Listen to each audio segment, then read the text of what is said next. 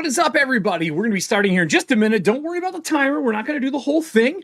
Today, we are finishing our lovely solo dark with our chef. That's right, the dungeon chef is preparing his last meal.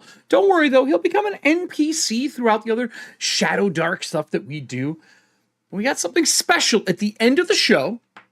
We will be talking about and announcing. I shouldn't say announcing, just talking about. So get yourself together, pick up your Streamloot cards. Right now, we have the Breachers and Shadowdark cards up and ready to go. You can pick those up and help. We also have some left from our season that I'll be using as well to help our intrepid adventurer into the wall and hope that they survive all of the chaos that usually ensues during these. Welcome to the show, Serving Hands. It's awesome to see you. I have been doing this as of this month. This is, I believe, my 6-year anniversary in January. I think this is 6 years now that I have been streaming in total, maybe longer. God, man, it has been ages. So give me just a second. I'm going to grab my water here, and we are going to get this show kicked off. Enjoy the White Bat sounds. This is one of their new dark synth playlists. I'm a big fan of it.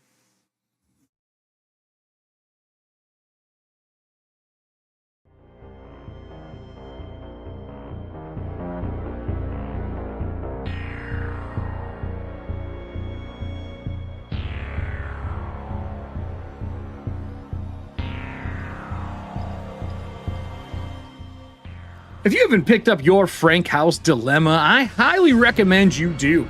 We had some new ones coming out here with the new shows and everything else that's on the docket. On top of that, don't forget to pick up your Dragonlance shield markers. There's a pair of stickers. I think there's 8 in total for you. But most of all, you want to pick up your secret shirt. I have koozies coming out along with a new hoodie for a cult, along with the new secret logo shirt for our wonderful new season of ETHAUNTIA. If you're a fan of what we do here, don't forget that we have Living ETHAUNTIA. You can find it over on our Discord. If you want to join up, you can use Streamloot cards there as well as you play your character through the ETHAUNTIA setting with other fans of the show. You can find all the details in the Living ETHAUNTIA section in Discord. If you have any questions, feel free to ping me there, and I will help you out however I can. We do have a brand new Dreadful this Saturday at 3 p.m. So if you're looking to get involved, you can come and play a pre-gen, or if you want, you can make your own character.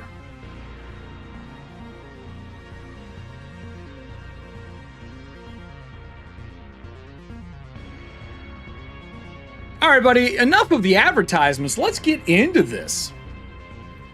Oh, rip. Turn that scroll off. How's everybody doing today? The torch is blurring.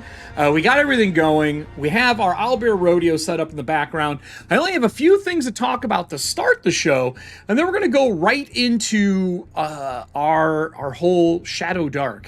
I'm a little worried about this one. I don't think everybody remembers how this dungeon chef plays. He is so role dependent. Lucky is how he has survived as long as he has so far. So let me get my EFP live notes up here for today's date, and I will give you guys the rundown on what we're going to be doing. So, pull this over here. All right, so today we're going to be doing a little bit of Breachers and Shadowdark. We already have the Breachers overlays up. This way they look different than the regular EFP ones. I like to have these up because they match the rest of our, they match the rest of the series that we do. Light's a little brighter because there's 2 lights up right now. There's one over here, so you're gonna be able to see the notes on the cam and the regular one. And of course, it's daytime out, so we all know how that's gonna fucking go. Then after that, we're gonna be talking about Owlbear for just a moment as we set everything up. I did some work last night, added some new things. SL cards are up to save our hero as well. Those links are in chat already. They're the same ones we use for Breaches and Shadowdark in our October, November, December showcase, but we're using those for this as well. This is the final course, episode 3, that we're going to be playing. I'm going to be recording how to use it, and we're also going to be recording a quick segment on Knave and Shadowdark. Well, actually, no. I don't think I will do a recording for it. I think I'll just do it during our actual play and talk about how I use these two books when I am playing solo dark stuff. I have my GM screen here, my core book, I have the PDFs up, I have Solo Dark here. I actually got the printed copy, by the way, everybody. The little zine that she does, it's pretty good, clean. I mean, it's only like 13 pages. I was surprised, honestly, how small this was. I was expecting a bigger piece. So I have this pulled here as well, so we have it on hand. And then, what else do I have? I have my Knave. I have things falling over. I have my Knave. I have my lovely GM screen here for Shadowdark. We're going to be using as well. I'm going to lay this flat below here just so I can use it as needed. I think Knave is going to be a big one in this because we're venturing into some sections that we haven't actually done anything with yet. Like, we're going into new territory. So let me get ourselves set here. Put this down. What else can I tell you guys here? I'll do some announcements here at the top before we get too into this. But I think for the most part, I have everything. I think that's it. All right. We good? We got everything? Yes, luck is how he survived. Serving hands, you are 100% correct. That is how he has survived. So, we do have a couple of things here. Let's see. All the SL cards that had counters on them have been reset to at least one. We are going to be going over a few quick things here at the beginning. And I think we're going to dive right into doing this. I'll give us a recap. I am going to record this section so I can put it out afterwards. I'm going to put a 1 hour timer on the table when we get there because this recording is only going to be an hour, I'm guessing. I think that's all I'm going to do. And it's going to finish up this Solo Dark section. So before we dive into that, let's talk about a few things that I found in Owlbear Rodeo, along with some new news on the Creatures in Shadowdark Crawler Volume 1. So let's go over and take a look at that, actually. And then we'll dive into our game. Our lovely game. All right. So Crawlers Volume 1. This is going to be Crawlers in Shadowdark. I have done a lot. Our Dungeon Chef is in here. This is what we're playing today, right? On top of that, we also added the Crawler Cookbook stuff in here. That's all done. All the Crawler gear, also done, defined. We have 2 new features, Honed and Shield. Thanks to Nick for helping with the Honed thing. We're sticking with the 1920 crit for that. And then the Lancer, with those little hydras that I put up here for him. The Lancer has been added. The first time Lancer has been seen was in our Choice of Life. Then that's all of our Lancer and the Lancer talents. Little bit of a different Lancer table. Okay? We have we're doing something. You'll notice that there's more numbers here. We have 2, 3 to 6, 7 to 8, 9 and 10, 11 and 12, because I wanted those kind of on their own when you're rolling those 2d6. On top of that, we have new mounts that I'm working on for this. Advanced mounts with combat rules. In Cursed Scrolls number 2, Kelsey already put out mounts, but in that one, and I was just looking at this today. Let me show you what this looks like. Let me switch this over.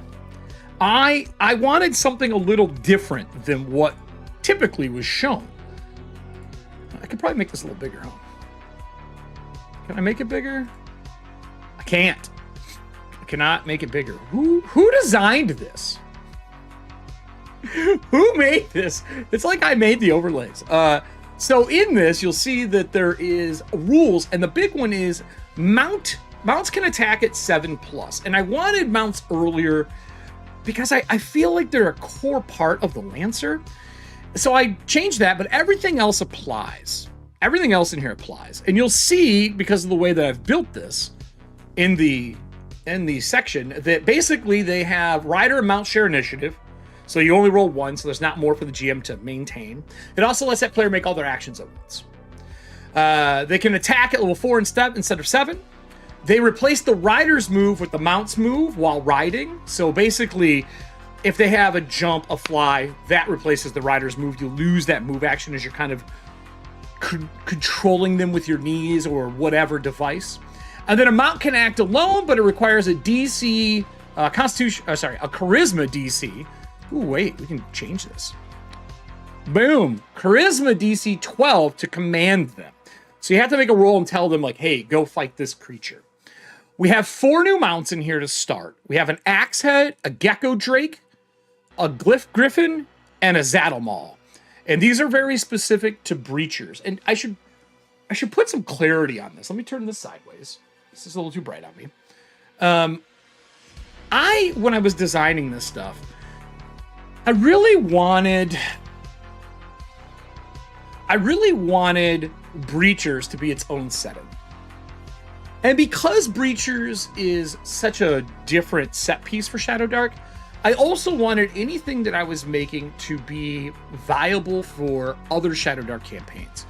So while it's called Breachers in Shadowdark Crawlers Volume 1, that's going to be the title for it, I don't want people to think that they have to play Breachers. I want people to be able to play this for any Shadowdark they're playing. I want it to be universally used. So this is a little more powerful, but it's fun and it's specific. Advanced mounts can only be used for people who are riders, lancers, or a background that fits mounted combat. Because we want them to be specialized. Like if they were a knight, if they were a one of the riders from Cursed Scrolls. Like Cursed Scrolls has its own rider kind of class that you can play. So not anyone can get it. And it talks about advanced mount, which is AM. Mounts act on the rider's initiative with its own move and attack, causing the rider to lose movement. It should be lose their movement. And I'll probably clean this up because you're using it to corral them. And then I gave each one of these mounts stat blocks, which means they're also monsters, everybody. So the Axe Head is a long-legged, large, flightless bird with a beak like an axe. I have been a fan of axe beaks for so long. So here's what this is going to look like. So you got your Lancer options mounts, and then your actual mounts themselves. I wanted them all to have a special ability. I like abilities for my creatures. It has Splitting Blow. On max damage, targets must make an SDC 12 or be knocked back a near distance. Which cool that it's not once a day or something like that, but just when you roll max damage, that impact causes something more. It's not quite a crit. You know what I mean? It's pretty cool though. So Gecko Drake, they're a large-scale corded lizard with long, sticky finger pads and needle mouth bite. I see these like a cross between a monitor and a gecko, and they get a climb speed instead of a double near move. So they get drop strike. Drop from a wall or ceiling, gaining advantage on attack. On max damage, the target makes an SDC 12 or is knocked prone. So you kind of control the battlefield. Griffins, I've always been a fan of, but I wanted some Griffins that were a little different. I didn't want to do the standard Griffins. Standard Griffins in the core book. There was no reason for me to do that again. So these winged hunters have head of an eagle and body of a lion. And then they have glyph carved skin. Body of a lion with glyph carved skin. Why does glyph not have my Y? I deleted it. There we go. Glyph carved stone skin. So they can't wear armor. They have an AC 14 out of the gate. 26 hit points, 2 attacks rend. They do claw attacks that are D10 each. They're pretty fun. They're not invisible, they're just above you. That's correct. Glyph skin, when struck by a spell, make a CDC equal to the caster DC to absorb the spell and get a free move. So they kind of pick up speed when they get that, which I thought was a kind of fun style. This actually should just be near fly, so we'll fix that. And then the Zaddle, which is like a aberration, weird creature that fits the concept of breachers, and I wanted something a little more monstrous, is a mount. So these are wolf-bodied large creatures with a single cyclopean eye, because there's going to be a cyclops and a beastman ancestry in here. So a single cyclopean eye and metal fur spines with an oversized maw. They have 15 AC, metal because of the metal fur, 26 hit points. They only get 1 attack, which is a 1d8. They get near jump, so you get a good movement with them, but they got glimpse of success. After rolling a 1 on an attack or damage, gain advantage on your next attack as you see the future. So I didn't want to give them 2 attacks because that would make that happen too often. I may scale their damage a touch, but the fact that they have jump and a high AC and more hit points, I feel like having 1 attack is just fine for this. Then I made Lancer gear. So I made a locking saddle. It gets baggage. I also made a lance. These are all pole arms, by the way. Lances are considered a pole arm. A lance, Girasume, and a halberd. I had to do the little bit of work, but overall they're pretty good. And the Stekkertard shield, which is mounted to your saddle and gives you an AC while you're on it, which is pretty fun. They also have a U shape, and that brings us to all the new features for this. You get Breaker, which is a B, gains advantage to break down doors. That's what that weapon was used for. The Girasume was used for, or not, halberd was used for originally. Then you get mounted. A shield is mounted on the saddle with a mount, just so they know where it goes. You can't carry it. It's part of it. And then steady. Any lance or polearm set in the U-shaped mount has an advantage on charge to hit. So you get a bonus because it's locked in and you're more flying the mount. You don't have to worry about bouncing around on you. Trip and disarm used to attempt both of these, so it allows them to trip or disarm people. The locking saddle is worn by a mount granting 4 gear slots in their saddlebags. Mounts get 5 times their normal gear to carry anyway, but this gives like 4 accessible slots. And advantage on being dismounted, because you're kind of locked into it. You have something to hold on to. You tie yourself to it. Because I didn't see a saddle anywhere in gear for creatures. Pole arms, weapons designed for reach, but each having their own special uses. Mounted, trip, or disarm, and breaker. And the Stekkertard shield talks about what it is, and then that takes us into the cyanide. So this thing's getting big, everybody. This is getting big. We have extra stuff back here that will get deleted, but from here to, I believe, here, right now, this is all part of the book. So we're looking at 18 pages, not including the cover. And then I'm going to be adding 2 gameplay modes as well. I'm going to be adding the Breachers gameplay mode. And I'm going to be adding... there's something else. Oh, backgrounds. New backgrounds. What was that, Nick? Is there not a saddle in Curse Scroll 2? So... I didn't see it when I was looking through. I'm not saying it isn't there. I'm just saying I didn't notice it. But I can look again here really quick before we start. So let me switch over to here. And let's pull up the PDF, because I have it open already. So in mounts, this is the mounted stuff. And you have all of these. And then you have here, and you have armor. Oh, they have a saddle. They do have a saddle. Right here. I missed it. So I will make the locking saddle, I'll make the locking saddle something else instead. So I will make a note to upgrade the locking saddle. The locking saddle, I wanted it to be for flying mounts and stuff like that, to stay in the saddle. But she was thinking the same thing as me.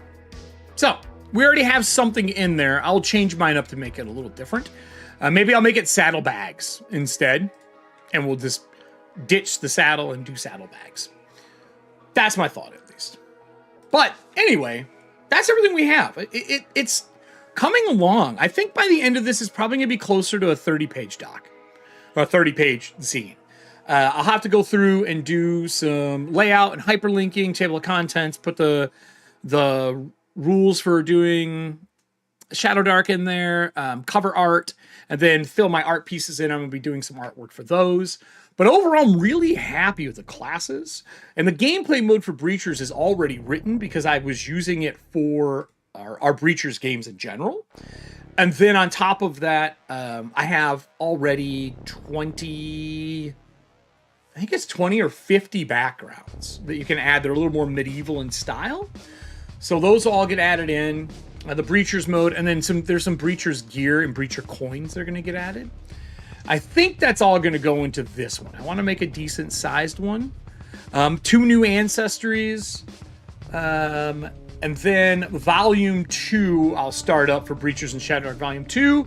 That'll probably be the first district and adventure, along with the journey rules, and probably 2 more ancestries. She is here, yeah. She's driving right now, I guess. She's watching while she's driving. So, with that... Today we are going to be diving into our final Solo Dark gameplay. I haven't played this character in a little bit, and I want to start by going over the character sheet with everybody before we roll up and start playing. Because Pan, I kind of remember him. I just remember he has fucking atrocious stats. And I remember where we left off. I have notes on that. I have our note sheet over here ready to go. What answers do I think about adding? Well, so Cyclopean, Beastman, and then the ones from my set piece that I already have, which are Gargoyle, Golem, and Gremlin. The 3 Gs. Those are all getting added as well. Those are all written and done. The Cyclopean is almost done. And then the Beastman I just started. I'm also doing something a little different than Shadowdark, where you have a couple of options for some of these ancestries to pick your starting ability based on where they're from, because of breachers. So the Cyclopean has 2 abilities. One if you were born in the wall, one if you're born out of the wall. And then it just says any of these abilities, pick areas of your setting that they're from, if you want. The Beastman is going to have a faster move than normal. And the other version is I don't remember if it was a singing voice or something like that, but there was something else that was getting added to them. Golems have 2 already. Gremlins have 2 as well. And Gargoyles have 2 or 3, and I'm deciding which ones I want to do. I just like having a little option there, just to kind of bring Shadowdark to like the next step in not in crunch, but in choice. Because we already get really good choices with the talent tables. I wanted a couple choices for ancestries. I'm actually building a build your own ancestry where it's just tables that you roll on for like you do for talents. So it should be pretty fun. Yeah, I'm excited. There's another project that I'm working on I can't say much about, but there are 2 ancestries in that where I did the same thing, where I gave a couple of choices, which is pretty fun. And it's not too powerful because this game is kind of inherently balanced in its lack of skills. You know what I mean? Hit points and damage is all you're really doing. But I'm working on those, and then Volume 3 is outlined but not started. And every one of these volumes that come out, I'm going to probably put a district in of Zatatal, the walled city. So that's the game plan. I want them to all have an adventure. And I thought about putting an adventure in this one. I don't know, man. The journey rules are a big chunk of how I have the journey rules written. And I don't know if I want my first zine coming out in this line to be that thick. I could cut a class and make space, but I don't know if I want to do that. I really don't. I'm going to be doing print on demand for them, along with some printed copies to bring to GaryCon. And then I think just a good hyperlinked zine, a single column zine, not a 2-page spread. Because while I love 2-page spreads, I don't know if I want this to be a 2-page spread. I haven't decided yet. Because of the way it's laid out, I don't know. I don't know if it's necessary. And you can always turn it on if you want it to be. Usually I design a 2-page spread, so this is a little different. This is a little different for me. So we'll see. We'll see. But today we are playing our solo dark. We started this a while ago. We did 2 episodes with our dungeon chef. We've done 2 episodes worth with our Lancer. I am going to finish him. I want him to be 3 episode arcs for each one of these kind of characters. And they're all in Breachers, so it showcases Breacher, hence the overlays today. So we're going to be going back into this. But this character is Struggle Bus. Okay, everybody? He is very Struggle Bus. I also want to put food on this before we start. I think food is necessary. Hold on here. Food. Let's see if we got some good cooking. Like anime food would be great. It's because they always have gorgeous cooking stuff. I don't see anything I like here. Let's do cooking. for our dungeon chef, and then we're going to pull up our dungeon chef and see what we got. Ha! Someone made a cooking mama one. Look at this. This is a cooking mama. I haven't thought about that game in ages. Look at that, cooking mama. Not what I want, though. Not really. Not really what we're looking for. Yeah, we'll use this one. This is a classic hot pot one. So we have a decent amount to go over before we got a decent amount. We got about 15, 20 minutes to go before we get started, depending on how quickly we remember this character. So let's go over, let's look at Acrobat. Let's see what exactly our chef can do. All right, everybody. So we already have our dungeon chef kind of set up. I'm going to make this a little wider, I think. That's good. So Pan is his name. This is the advanced detail character sheet for Shadowdark. I'm a big fan of this. But Pan is a golem, a mechanic. He has he should have 9 experience because we almost leveled. Or no, 29 experience. I accidentally deleted it. He almost leveled. He's level 3 right now. He's chaotic. He has no deity. He's got the title of chef. These stats are bad, man. He's got 3 strength, minus 3 strength, minus 4 to dex, 0 con bonus. He's got a plus 3 intelligence, minus 3 wisdom, plus 2 charisma. So he has been talking and cooking his way to victory. He's got tool integration, which comes with Golem. You can integrate 1 tool into their body, gaining a plus 1 bonus on rolls using that tool. His integrated tool right now, I think, is his cooking tools. Integrated removing tool takes an hour, so you can't just hot swap them. He's got a dagger, chef's knife, hand axe, hand crossbow. Pan's new weapon. Then he's got armor. He's wearing leather armor, chainmail, and shields is what they can use. He knows Common, Elven, and Wallish, which is the language inside the walls. He's a dungeon cook. He has meal prep once a day. He's got leather on right now. His total armor class, he's got a minus 4 from his dexterity. So his armor class technically is leather armor only, which I believe is 11 plus dex mod. And is that 11 plus dex mod? Is that minimum of 11 then? Or is it still minus his dexterity? I think it's still minus his dexterity. Isn't it? Fuck me. We're so bad. That literally means we have 11, 10, 9, 8. We have an 8. Is that right? Do we have an 8? Ugh. We can't take any hits. We cannot take any hits, right? We just can't. So we have that. Leather's 1 slot. I don't know why this does things the way it does. I don't quite understand their character sheet, because I can't change the slots here. I can't change this number. I can't type it. And I don't know where the attribute from that comes from. Obviously the minus 4 is from dexterity. But where do you add your armor in? Like, that's leather armor. But where else does it fix itself? You know what I'm saying?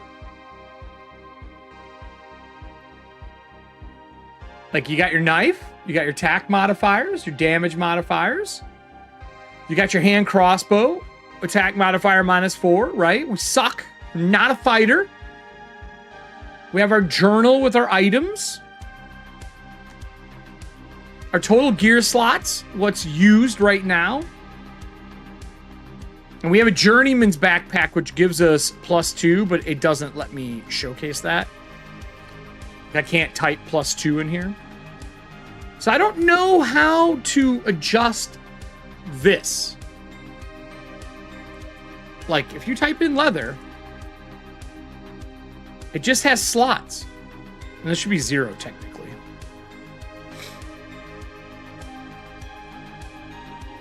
Is there something here to calculate? Yeah, you can't do anything to this. I don't know how you adjust that. Anyway, That's what I came here to look at, was how do we fix the total armor? I don't see a way to do it in this character sheet. Their dexterity is the penalty, and there's no way to fix this. There's other, like shield and shit like that. I mean, my pan gives me a bonus to shield. Maybe if you put a number here? I'm curious, if we just put +2, what happens? Does it change this? It doesn't. So I don't know how this works. And it keeps doing calculations. You can see it. Nick, if you've played with this at all, let me know. But I don't know how to fix it. So anyway, we have our dungeon cook before rest. And when you break camp, I can cook. The counter is on a 1 and 2. So really, I want to do this now. It should really be 2 and 6. That's the easier way to write it. Recipe, cook food.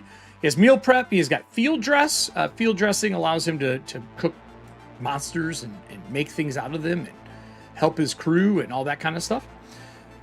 He can cure foods, remove a monster condition, requires fire, tools, 30 minutes, and I have my guys in a foundry fully. Yeah, I don't use foundry right now. A DC 14 int, which makes a food to cure condition. So we have that. We have 1 recipe and 3rd recipe.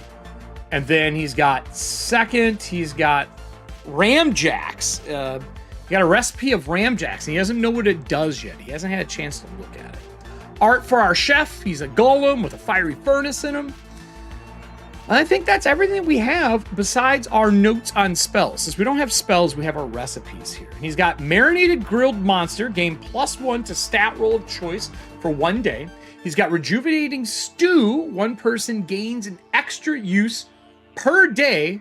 Usability, it's doubled now because he rolled it twice. And then Breacher talent. Oh, he has ramjacks, Breacher talent. Lord of Destruction takes notice of you, granting you an advantage when breaking objects and structures. Not very good for me with low strength, but maybe we'll find some way to do it at some point in time. I don't know. Who knows? Who knows? You know what I'm saying? Let's see if I adjust this, if it changes this. Yeah, it does. Weird. So it's +2. This has got -2 slots. We have that in here. We have a burned torch that we haven't relit yet. Should be pretty good here. So that's our character. We know what we're doing. Let's take a look at... I'm going to close Red Sands. I have our premium Shadowdark open for our monsters. I also want to open Knave before the show here, before we record this. So let me get Knave opened. Actually, I might just have it here. I might be able to make it easier. Do I have Knave in here? I like using Knave for random tables a lot. Let's just type it. Knave. We'll open Knave. And then we need to open Solodark. I have a hard copy here. But it's just so much easier to look at Solodark. Look at PDFs like this, which is when you're doing it. Right? So we have our Solodark up as well. Really, this is the things that we need to go over before we start. I'll move this over. This is probably going to be the most used thing next to the character sheet. So we're using the Oracle only when we have to. That's kind of our rule to ourselves. Our group initiative, choose 1 character. We only have 1 character. Chaos mode, reroll initiative. We're not doing that. Light lasts 10 rounds instead of 1 hour of real time. I am going to use the 1 round of the 1 hour timer, I think.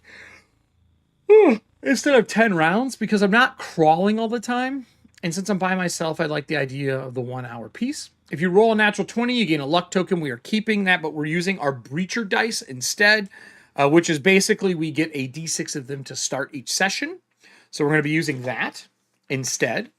What else can I tell you? What else are we doing? We have all our prompts here. We have Fortune's Favor. We begin with a luck token. So I'm going to mark that as well here, that we are starting with luck. We've been putting that in the upper corner here. Luck. Like so. And I think I'm just going to put a coin here for luck. just because it makes more sense to me. So we will grab this alchemy coin that I have, and I will put this here. Ooh, what's this one? Ooh, this is, I don't know. I'm using that for a different person. I have a whole bunch of coins here. I've always been a fan of coins. We'll use this one. So I'll put this here. All right, so we got a luck coin. I'll show you guys that when we get to it. I have this so we can take notes. What else do we need before we jump in? So I think it's weird that since we don't have 2 to 4 PCs, if we're going with 1 PC, I'm really was tempted to give him an action apiece, but we just encountered a bunch of characters and we made friends with them. So I think that's going to solve a lot of our problem. So I'm going to move our canvas stuff over to the other side here, so I have access to it as it's needed. I don't think we're going to need it too much, but I want to have the dungeon chef up over here because it's just quicker to read. Just this gear, and if we need rolls or anything like that, you know what I mean? And then I also have it so we can make tokens. So let's take a look at Owlbear. All right, let's pull our Owlbear up. Let's pull our Owlbear up here. So I did a bunch of work in Owlbear Rodeo last night. I learned a ton about this. We are going to do a timer for 1 hour, right? I'm just going to do a 1 hour timer because that's how long we're going to run for. If a torch goes out or something, we'll handle it then. On top of that, we have ourselves set up. I have not done any of this extra stuff, but I did learn some cool things about Scry. It's not necessary for what we're doing. But if we look at our area of light, right? We have some areas of light here. You can see where I've drawn a doorway here and stuff like that. And we can grab our areas where we've drawn light around and all that kind of stuff. We've done a bunch of work already. That's really what this comes down to. If we go to our layers, let me go to my layer here. You can see that this is the area that we've drawn here. And then we have the light is pouring through here.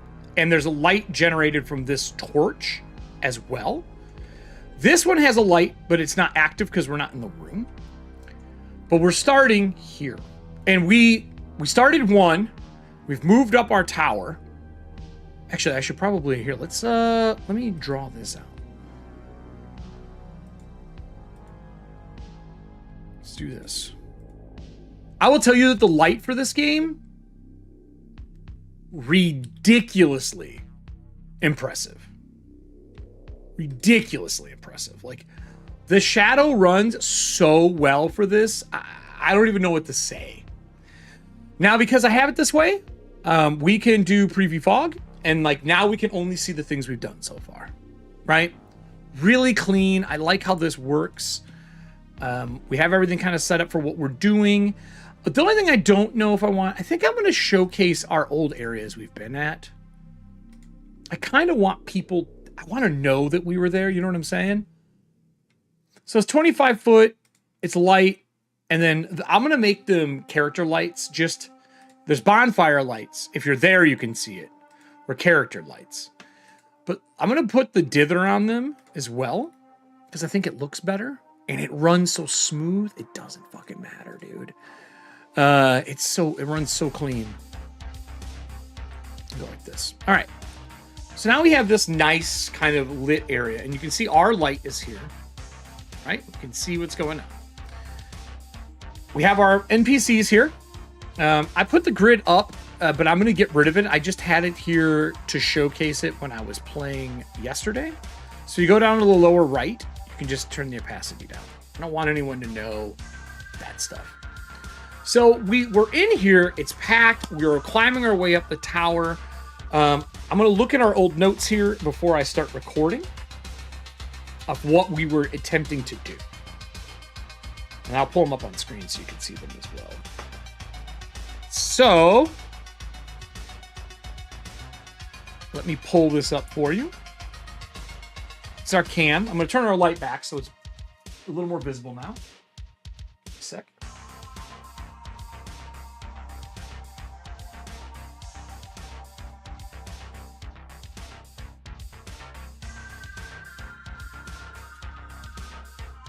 Okay. All right, I'm gonna turn this one back up so we kind of see everything. I'm gonna be a little brighter than normal, but I'm fine with that for this. So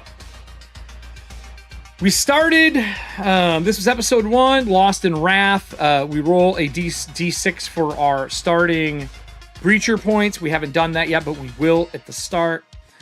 We started while listening to Breachers, climbing the tower to escape. We are by ourselves. We are lost. We don't know where our party is. We are in the Vardantian walls, which is the green walls, or the green barrier is what it's known as. We're in the depths of the Lost Pirate. That is the name of the tower we are in. And what's up, AW? No, you're not late. We're just getting ready to record the adventure. I was recapping a whole bunch of stuff. Stairs to R2. Someone tries to pick our pockets. That didn't end up happening. We found 10 berserkers willing to trade. We got a rejuvenating blue stew. We made that for everybody there. The Viking berserker pirate helped us out, and they are willing to help walk us up this tower. So now we have guards. But we were getting ready to see how many of those people we were going to get on our side. We got 10 experience, so I did mark it here. So it is 10, not the 20 that I thought we had gotten. So let me pull that up here. Where are you at? Not the 20. Don't do that. I hate when you go to pull something to the top of the screen in Windows and it's like, do you want to snap it? It's like, no, dude, I'm streaming. I don't want to snap shit. Knock it off. So we only have 10 experience. So I'm going to remark our experience because I had that right the first time. I'm going to save him. And now that it's saved, aftermath notes, we did good rolls. We're safe. No random encounter. We're continuing up the tower. We're the Swedish Golem chef, and we have a sound bite for him. And then that brings us over here for the start of our session. All right. So what I'm going to do is I'm going to go back to the main cam. We are going to set up our ad, and then we're going to start recording so that we have everything we need to do. And I think I actually have it. Maybe I have it here. Do I have it here? I do have the episode ad here. I can turn on and off, right? I really should have. I did this wrong. I did the play. I really should have had the episode ad in here. So let me grab the episode ad scene. I think I just called it episode ad. I did. Okay. All right, episode ad. Because the goal is to record this so I can probably chop it into 2 and put them out. How you doing, AW? You back home? You finally done with the workday? As I think I feel like I remember you get home early compared to most people. Unless I'm wrong. Correct me if I'm wrong. Work scene episode. Come on, where are you at? Where is the episode fucking... Oh, starting soon. Intro. Getting off work? Gotcha. Yeah, we're gonna do an hour timer for this. Heading to the grocery store? We need to do that on Friday or Saturday, I think. I have a really busy weekend this week.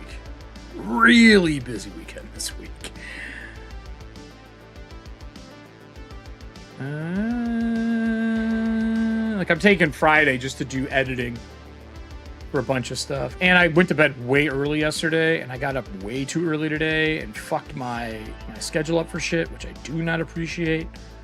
Why can I not add this? Hold on here, everybody. It is literally called ad. Episode ad. Scene. I wish there was a search feature in OBS for adding existing scenes. I wish there was any fucking way to do it. But there's not. There we go. All right. I'm going to delete this one out.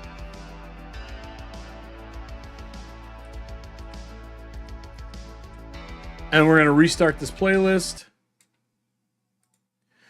And we're going to record. And we're gonna play this. I haven't played. God, man, it's been a while since I played Solo Dark shit. Solo Dark is weird to me. Solo games are weird to me at first, and then I kind of fall into a groove. So Streamloot cards are up. If you want to help with the Breacher set to help keep this guy alive, they'll carry over for when we start our new Breacher season, which is going to happen probably right after the ETHAUNTIA. We're going back to Breachers after a 3-episode miniseries. That's the current plan. So let's turn this off. Let's keep the web on. Let's make sure that we are currently on our Owlbear Rodeo page with our lovely chef, right? Woo! And then, yeah, they are like prompted journaling, but when you play with people, they're less like prompted journaling, to be honest with you. It's a very different experience. Because you're taking input from the audience when I do these. All right, here's the ad. Well, that's Cooking for Giants. That's the wrong ad. Hold on here. It should be Last Meal. This is the wrong ad, everybody. That's the old one. Let's fix this. Add files. There it is. Boom. Let's do this again. There it is. The Final Meal. That's the name of this one. All right, I'm going to start the music, do an intro, and then I will be interacting with the audience during this one. So if you guys have ideas, things that we're going to do as we're playing through this, it's kind of like a solo duo, solo audience, or duos, a duo dark? Duo dark? Audience dark? I don't know. Whatever name we come up with for it. So I'm going to start the music. I'm going to start recording here.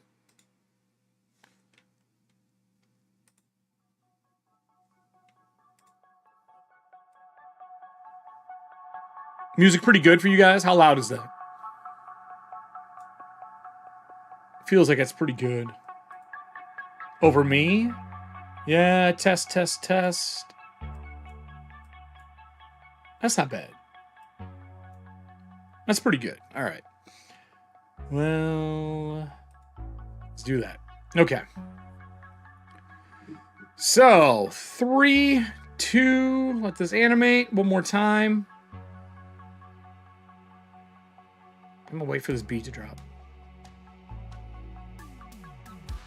Hey everybody, we are here for the end of the series of our Solo Dark with our Dungeon Chef. That's right, today we're gonna be diving into playing some Solo Dark with the audience. If you're here live during the show, we're gonna be having prompts, rolling for things, doing a bunch of fun stuff that you do when you're playing a solo adventure. So for all of you who are watching this later, if it's recorded for you, get ready to dive into the finale for what may be the luckiest PC I've ever had. Our dice rolls have been fire. He's survived 2 episodes so far, and we've left off dealing with a bunch of pirate berserkers, these blue-skinned, large humanoids that we cooked a meal for as a dungeon chef and won over their hearts. Well, at least their stomachs, I should say. So let's get over to the table and let's get right into this, get our timer started as we start to play Solo Dark. So we are changing a few rules from traditional Solo Dark for our play because we are on air doing this.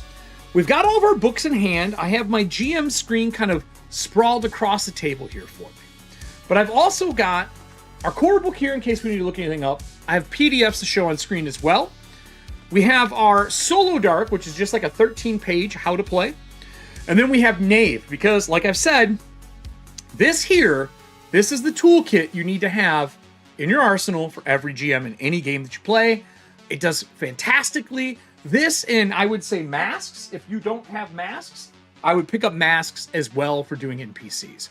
Those are the things I'm going to be using today to keep it simple. I don't like too many options because I find analysis paralysis kicks in when that happens. So I'll set these back over here for now, and then we're going to talk about where we left off and what we are aiming to do for the start of this before we click our timer. As always, everybody, we got our fire ready to go. Our torch is already burning. We ended our last session talking to the people you see on screen right now, this group of berserkers. There were 10 of them here. The gentleman with the blue ring around him is our captain or head of the pirates we're talking to. This here is our lovely dungeon chef. I'll blow him up a little bit so you can see him. Whoop! You can kind of see who he is. The dungeon chef is a golem that we built out, I think it's like 6 months ago now. He is a golem, which is part of Breachers. It'll be coming out in Breachers and Shadowdark Crawler Volume 1. That is a zine that I am putting out. But the golem will be in there along with a few other ancestries and 3 new classes and rules on kind of how to get started in Breachers. So he is a dungeon chef, one of those classes. We have him as well in PDF form so you can all see what he looks like. And that's a little bit like this. Now, I think he is my favorite class. This is my favorite class out of the ones I've made. But I will say, we did not get good stats with this guy. -3 strength, -4 dexterity, 0 constitution, 3 intelligence, -3 wisdom, 2 charisma. This guy has cooked and charismaed his way to victory this entire game. On top of that, we only have, I believe, I think our armor, for some reason I can't change this number, but we're wearing leather, which is 11 plus dexterity. Well, our dexterity is -4, so our armor is an 8. Because I don't think it's a minimum in Shadowdark for as far as I know. But we do have a few rules that we are doing differently. Normally, when you roll a 20 in Shadowdark, when you're playing Solo Dark, you get a luck token. We, though, are using Breacher points. You get a D4 to start, and Breacher points allow you to add a D6 to any roll. You can add it to your armor if you want to have a better armor class for that hit. You can reduce damage by a D6. You can add it to your roll to hit, or you can add it to any form of a skill roll or challenge roll that you have to make in the game. I find that it adds a little bit of variety to what you play. So that's the first thing we're going to do here is roll our fortune to decide how many points we have out of the gate to start our final session. I'm also going to start our timer here in Albert Rodeo. We have 1 hour. When that goes out, our torch goes out, and I think that's kind of when we're going to wrap up our session. So let's get our camera pulled up here. I apologize if this is a little shaky while we play. I have a C-stand above, but for some reason it is not playing well today. So we're going to roll our D4 with our bouncy die here. We get 2 breacher points to start. So let's get 2 coins. We'll do 2 here. 1 and 2. Those are our 2 breacher points that we have here that we can use. I'll move this down. Across the bottom, you can see I put the difficulties as well for what we are doing. Let me raise this up a little bit for you all. The 9, 12, 15, 18 is the easy to extreme version of them. On the other side over here, I have monster stats so I can track things. People have asked how I make my little, how I organize this. And it's pretty simple. The way I do this is I have your level, your AC, your attack, your damage, and then this is if there's any magical abilities I should know about. And then just your regular stats across. The Z is something created by Nick, who's actually in chat right now. Z is for charisma, and we did it because you have a con score, and because con's part of the game, you can't be putting 2 C's, and then if you have to put a CH when you're doing layout, it becomes a pain in the butt. So we just decided that wasn't a good thing, and I adopted his idea of adding Z in to abbreviate for charisma. So that's what that is. So we got 2 points. This is what we're starting with for our luck. I'll put it up over there. We have our lovely food dice here, and these are silicone dice. So those are our dice for the day. You can see them pretty well. I will zoom our camera in a little bit here for you all once we get started, as I can kind of just move it around using this on the other side, right? So you should be able to see this stuff pretty well. I have autofocus on. It's a Facecam Pro. This should get the job done. We have some shadows and stuff just because of how lighting's set up right now. So that's our camera. We rolled it. We have our 2. Let's get back into looking at things here that we are going to do differently. I think everything else for overall, our character's done. We're not combat-based. We're only going to go to the Oracle as we need it. And we're going to be jumping into this and doing rolls to generate things as are needed as we climb up this tower. Our goal is to get to the top to get out. That is our goal, right? So that's the idea behind it. The Oracle, we are using light. Instead of the 10-round version, we're doing the 1 hour. It's a group initiative. There's only one character. The thing I'm trying to decide is if in combat, we should get 2 actions. And I think that's something I'm going to do in this solo play. Instead of just saying we roll and decide all these things, when we're in combat, I want to give our characters 2 actions. Taking that from some other solo play, especially when you're playing by yourself, you need to be a hero, right? And I didn't see it anywhere in here that you get 2 actions. Just that you can jump in, there's a bunch of blogs on doing it, all that kind of stuff, but there's nothing that really tells you, hey, you should give your guy 2 actions. So, we're just gonna fucking do it.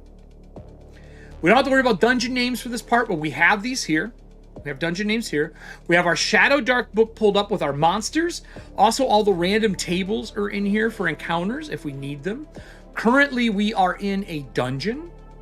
So deep tunnels and dungeons and stuff like that we can use.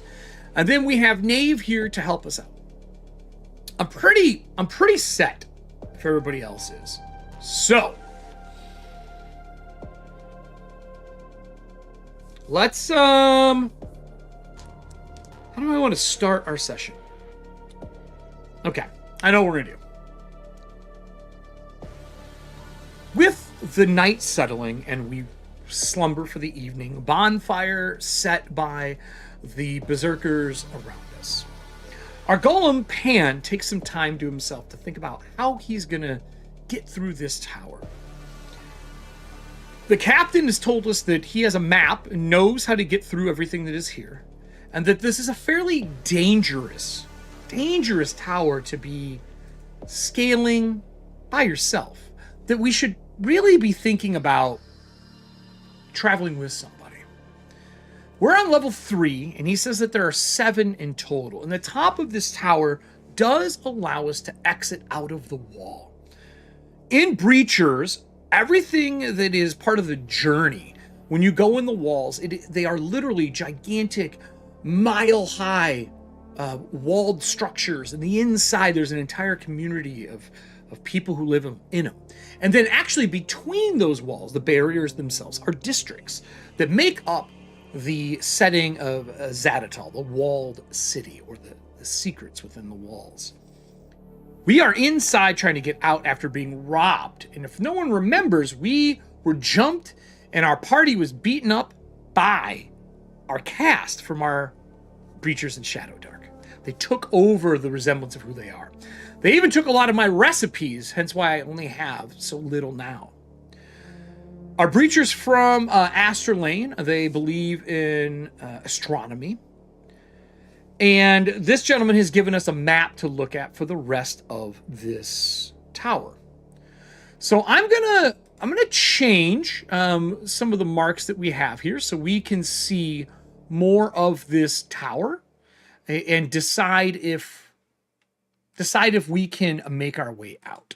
This will also allow us as solo dark players to decide, like, hey, how do we want this to play out? Like, do we want to fight our way out? Do we want to just talk our way out? Do we want to sneak our way through? And I think by being able to see the rest of the height of this tower, it will give us that ability. So let's go back over to the table with the time ticking, figure out what we want to do. If we are able to survive this, survive what we're doing. So I'm going to show you something cool in Albert Rodeo as well. Let me turn off Acrobat. So I've drawn another piece above here, you can see. And I am going to join these together into one path. And now this becomes one piece. Pretty cool, right? Like, it works like Illustrator or Photoshop. we're on level 3. I'm gonna turn the lights off. I'm gonna grab a token to represent us being in that section, and I'm just gonna put it here. We're gonna blow this up as well, just so we kind of know what level we're on as we're, oh, that's the wrong one. What level we're on as we are traveling through. Where is our boy? Where is our boy?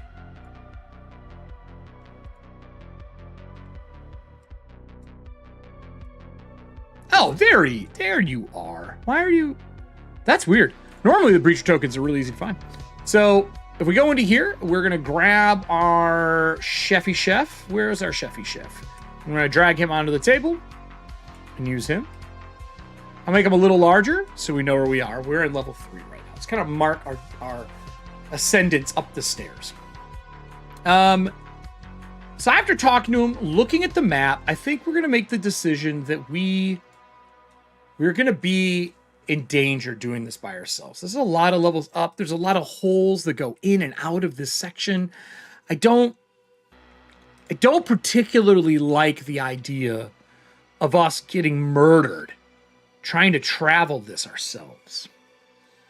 So let's see if we can't convince some of these people to join us. Let's see if he'll give us some people. He said he'd guide us, but let's get more than normal. So I think the next morning after everyone sleeps, I will cook for them again. I'm gonna cook for them again to try to gain their trust a little more. Let's go over to our character sheet and see what we can make. We don't have any monster parts left, do we? We do have some monster parts left. It's a DC 14. We're already curing food. I'm gonna do a meal prep today. And I think I'm gonna make grilled monster. So we're cooking this. We're good at it. I'll see if we can't make this group happy. We'll feed the main person. If we are successful, I think it should give us like an advantage to communications with them. So let's pull up our cam here. Let's decide how well we are going to be able to roll here. Like let's see what our roll is. We don't get advantage or anything for this. This is a regular roll. A 19. That's really good. We have a +3. That's way over the challenge that we need. We start cooking food. The smell starts to fill everything. We have a bunch of berserkers with us, but we do have to roll on a 1 to 2. There's an encounter because smell starts to waft up the tower. Fuck. That's a 2. Well, with the smell wafting up the tower, the question is going to be, how do we handle this? What is the encounter? I'm going to make a note here that we are starting with cooking for the day. So we are cooking for the pirates. The pirates to start. All right, put a little arrow here.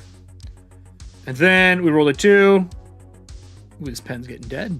Roll a 2, and we are in an encounter. So let's roll what this encounter could be.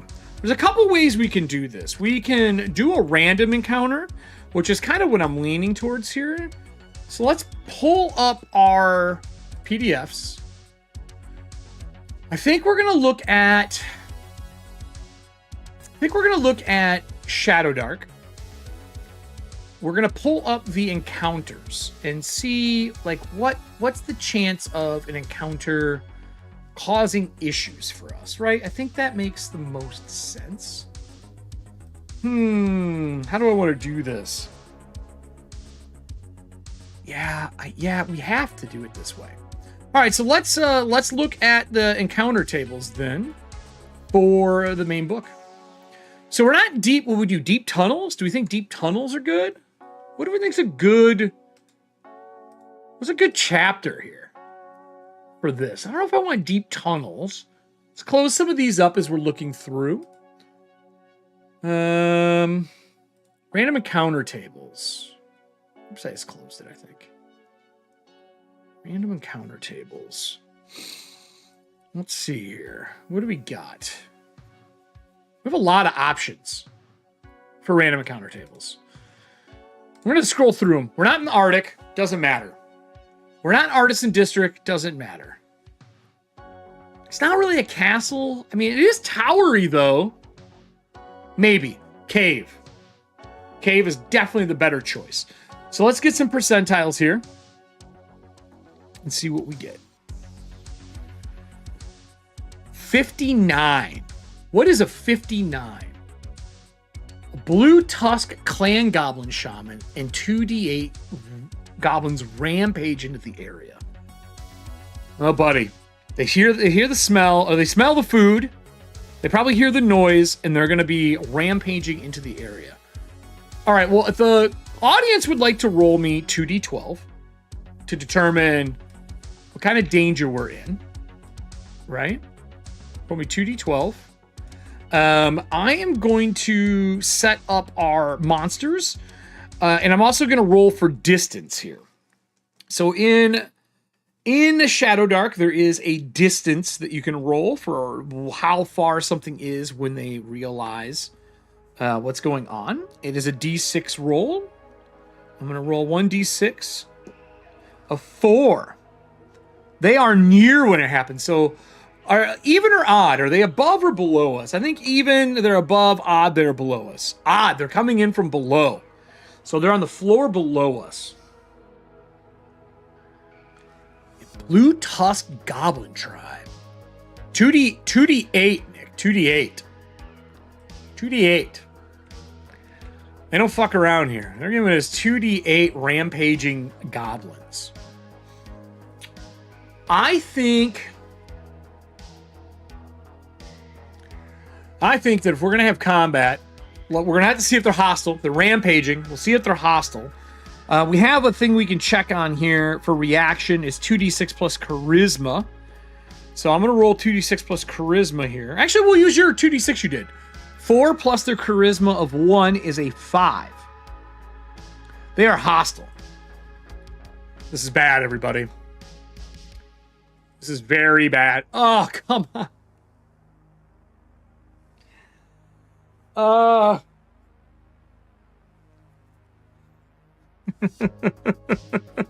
you serious, Nick? Are you serious right now?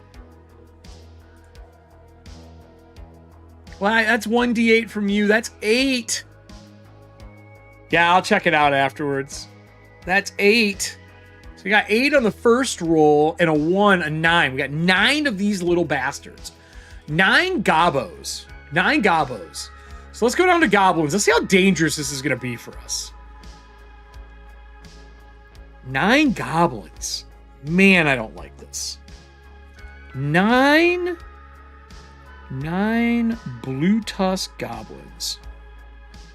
Blue tusk goblins. And they are hostile. Now, we do have 10 berserkers with us. So, you know what? We might survive because, like, look, here's berserkers, everybody. Let me scroll back up here. Our berserkers are pretty strong. Berserkers. We have them on another page, but this is our berserkers. Like, I'm going to write them down on here so I have their information. But they have 12.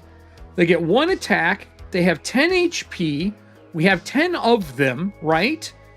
1 attack. What do they attack with? A great axe. Have great axe. And it's a +2 to hit. And they're doing a D10.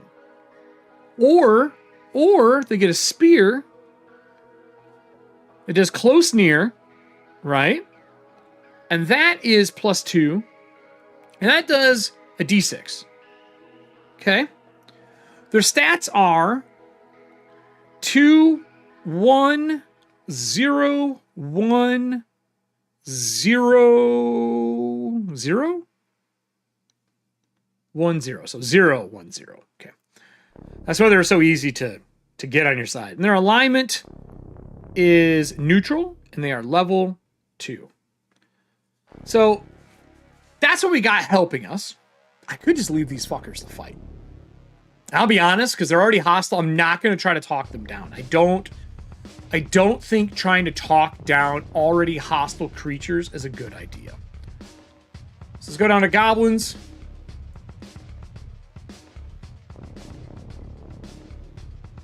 I don't think goblins are that tough. And they have a shaman, though.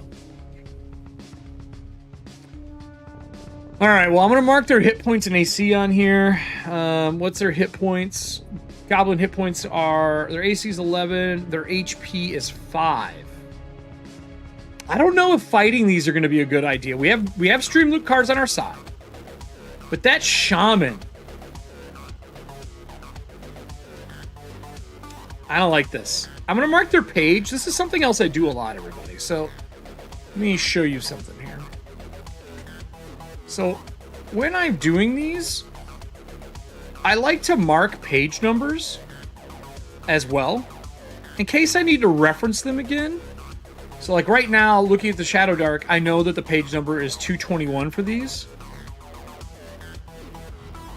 Right? And if they're going to be reoccurring, I'll put them on a post-it note that I can just move through the book.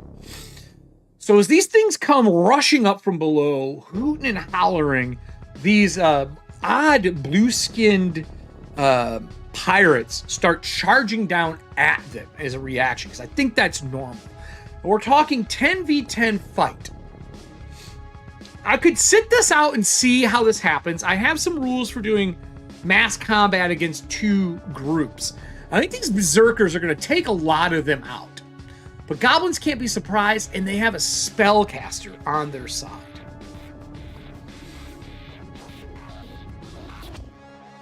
I think we run.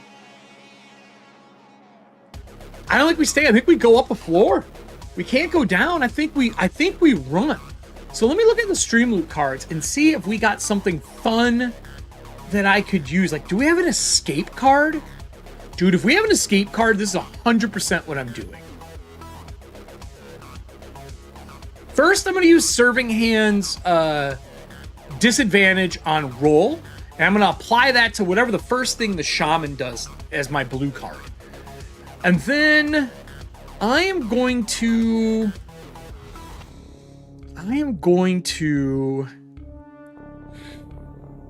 We don't have an escape. Fuck. I thought we had a way out. I thought we had an escape out. We don't have an escape plan. Oh, this is bad. This is bad. No escape cards. We're going to have to flee on our own. We're going to have to book it. So I think we're going to use the... probably the faster card. Because it gives us 10 move for 1 round. And we're going to use a... Yeah, we're going to use a faster card to give us a bonus to running. Okay, and we're going to use the faster card from Rogue Rouge. Thank you for the faster card. So I'm going to mark that we use these. We're going to use a faster and a disadvantage. And we're going to book it. So that means we are into initiative because we are not a combatant. Looks like our Gobos have a 1 to their initiative. So let's roll ours. We are at a -4 for initiative. I'm gonna just grab... We don't have goblins in here, but I have a lot of other pieces that I can use. So we're gonna zoom out a touch here. And I'm just gonna grab under here. We're gonna open up the tokens here. I'm just gonna grab something here to you. We'll use what looks like goblins in here. It's a giant. Do we have a gobbo? Ooze, druid, plant, sorcerer. So we'll pull one of these out, right? Put this here. And then we're gonna use goblins. Perfect. Now there was 1 plus, you rolled 9 of these fuckers. 1, 2, 3, 4, 5, 6, 7, 8, 9. Goblins running up the stairs in 1v1 combat. I'm gonna go like this. we're gonna do this. We're gonna have guys throwing from here. We are gonna be here. They're gonna be throwing from here, I think, as they are running up the stairs with a shaman in the middle. Oh god, this is so bad. All right, so I have some rules for mass combat that I use. I use the bonus of what's there. We do hit dice damage instead, but I think we're going to try to get the fuck out of here. So let's get our initiative, right? Let's get our initiative. -4. That's not bad for us, everybody. That's not bad. So hold on here. Let's put an initiative tracker up. I'm just going to add 1 into initiative here, and we'll roll for theirs, and we'll just put it there so we have it. Right? And we'll just add the sorcerer. We'll add a goblin. We'll add a goblin initiative to make it easier. Add to initiative, and then we're going to add ours. Right? And we're going to add initiative. So, Pan, we got a 14 with our -4. Let's roll for the other ones here. So that was our 14. We're going to roll for the Berserkers. They get a +1, so they got a 10. Right? And then we're going to roll for the Gobos. Gobos are getting a... What did they have? Hold on here. What did Gobos have? Gobos get a... Let's just write it down here. Let's just follow our notes that we said before. So they are 0, 1... Someone want to roll D20? 0, 1, 1... -1, -1, -2. Roll me a d20 for the goblins. On the other side of this, I'm just going to see if there's anything big that we need to know. So it's still the same. Still the same. Still the same. Still the same. This one, they get a +2. I'm going to put the shaman as a +2 here on the side. Just so we know kind of what we're looking at here for these, right? And then I'm going to move us back over to our cam here so you guys can see our rolls. So D20 for them, if someone can roll that for us, and then we will add that into our cheat sheet here. We get a +1. We need to roll low for these goblins, everybody. +1, we need them to roll low. Let's roll that with disadvantage. So 2D20 actually, everybody. So as they come running up the stairs, I think Pan, while you guys are rolling, Pan grabs his cooking set. He looks to the pirate captain. He's like, I'll wait for you on the next floor with dinner. And I think he's going to make his way upstairs. 9, we like that. That's a good one, Nessie. We need 1 more D20. We're rolling a disadvantage because we use Serving Hands card to cause disadvantage to the first roll, which is going to be initiative for these fuckers. 9, I like that. We need 1 more.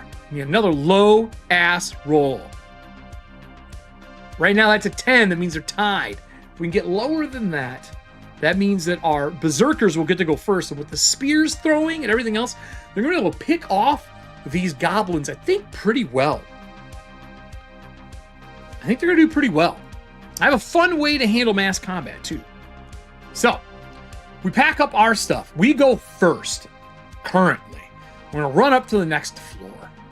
So with that, I'm going to pull up our piece here.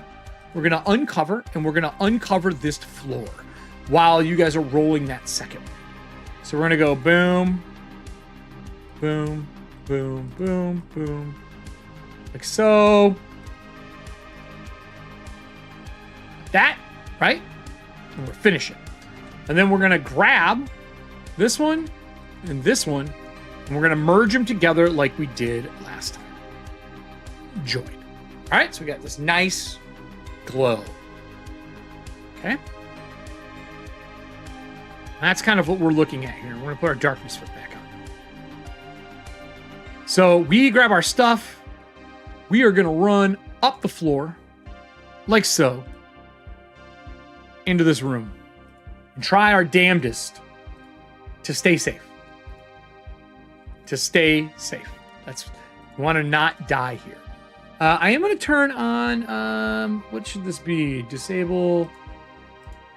We want it to be dark. We want it to be dark. Fog style should be black.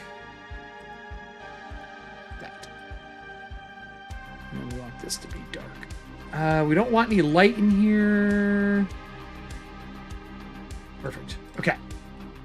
So we're going to move to there. So what do we got? A 9? And what was the second one? A 7. That's perfect. That means that the goblins do not get to go first. That means that we have an 8 for the goblins. Our berserkers are going to get to go right after us as we run up the steps. We run into this next room. The question is going to be, what is in here? What is this level look like? I feel like we've been going through a dungeon. We said it was a slimied area because of the things that were there. I think we're going to roll for what this section could be. Well, we got to roll encounter first. It's every round. So it's the beginning of a new round. Oh no, they arrived last round. So we're going to move. We're just going to make our movement. So let's count this, shall we? I'm going to move our measurement tool. So we went up here. So 5, 10, 15. And then that means we get to go to the next area. That's our next area. We get to go to the next thing.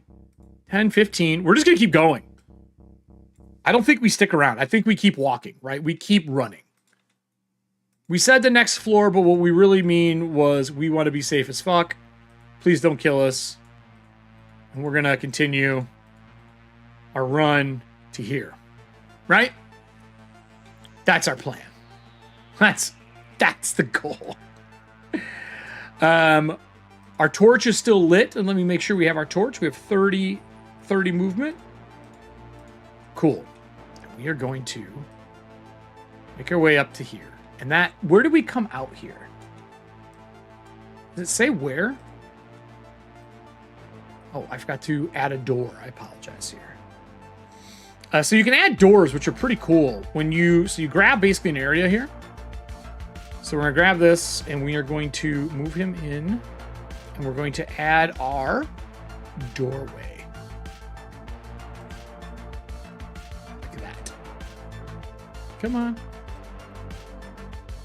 So we want doors here, all the way around.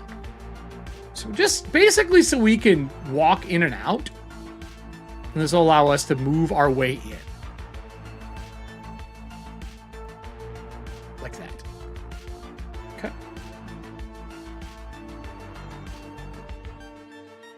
All right.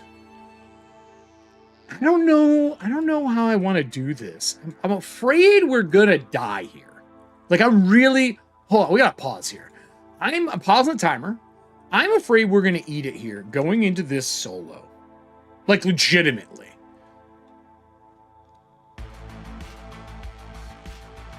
Let's merge these again.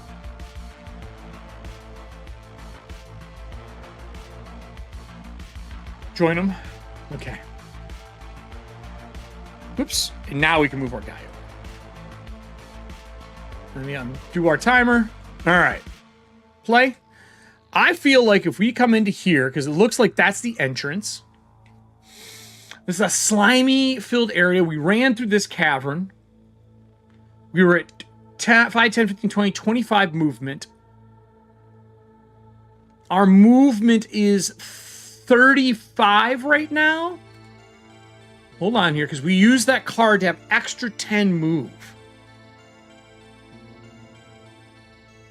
35. I think we keep moving. I don't think there's a reason to stop here. So we're going to go 35, 40, 30, 25, 30. And where do we go? Where do we go? The door, obviously, right? I mean, I guess we could go up another spiral staircase. Because if we look at our... We turn this back off. We know we got to go that way. We looked at a map earlier. I think we got to open this door. That's what we're doing. So we're going to go this way then. So it goes like this. So we're 25, 35. Oops, wrong one. We'll get to the door with our 10 extra move. And that means that we can now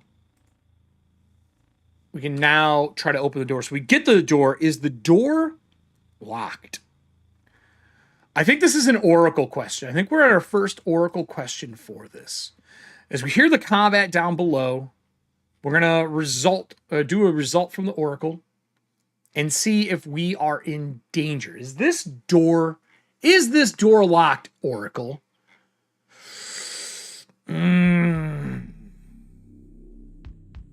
I have a feeling it will be. We'll go to page 10. We have a D20 roll. I'm going to pull it up. Let's see what we get here. 15. Is it locked with a 15? Is it locked? Yes. Shit. Hit the door. We use our action to test it, and it's locked. And we're like, oh, all right. We can get this open. We're skilled enough to open this. Ramjax is behind us. So Ramjax is the Lord of Destruction. On our character sheet, we have this destruction. Ooh, we get an advantage on breaking things. I think we kicked the door open before. I think we keep with this.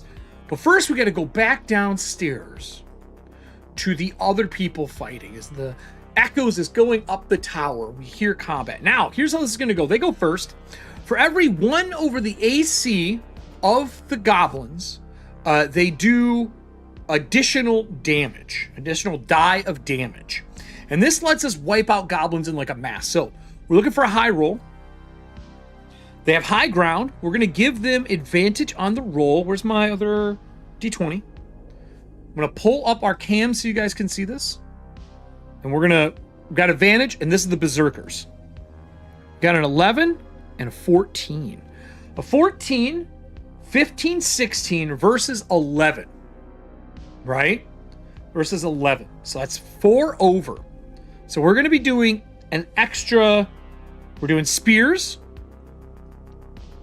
We're going to be doing an extra 4 dice of damage. So 1, 2, so we get 4 plus the 1 that we do. And this is to do damage to like go through the different goblins. And the goblins only have 5 hit points. So we have a chance to like whack some right now. So dead goblin. Dead goblin. Dead goblin. You ignore this 1. It's not enough to bleed through. So we're going to come over here. We're going to mark off 1, 2, 3 goblins. Them running up. What do the goblins get, though? Do the goblins have good abilities to fight? So let's go back to our gobos. We're going to start with the shaman. He's going to use Skitter on himself. He's going to attempt to. So we got a 12 to roll. We have the roll. He cast the spell. He now has Spider Climb, basically, to get himself up there. The Skitter Climb. And then we're going to do the same thing with the goblins. They have a short bow. They have a +1, but no bonuses to this. So this is just a regular roll that we're doing with them. That's a 15. That's a 16. Versus our 12 AC, that's 4 dice. They're doing D4s.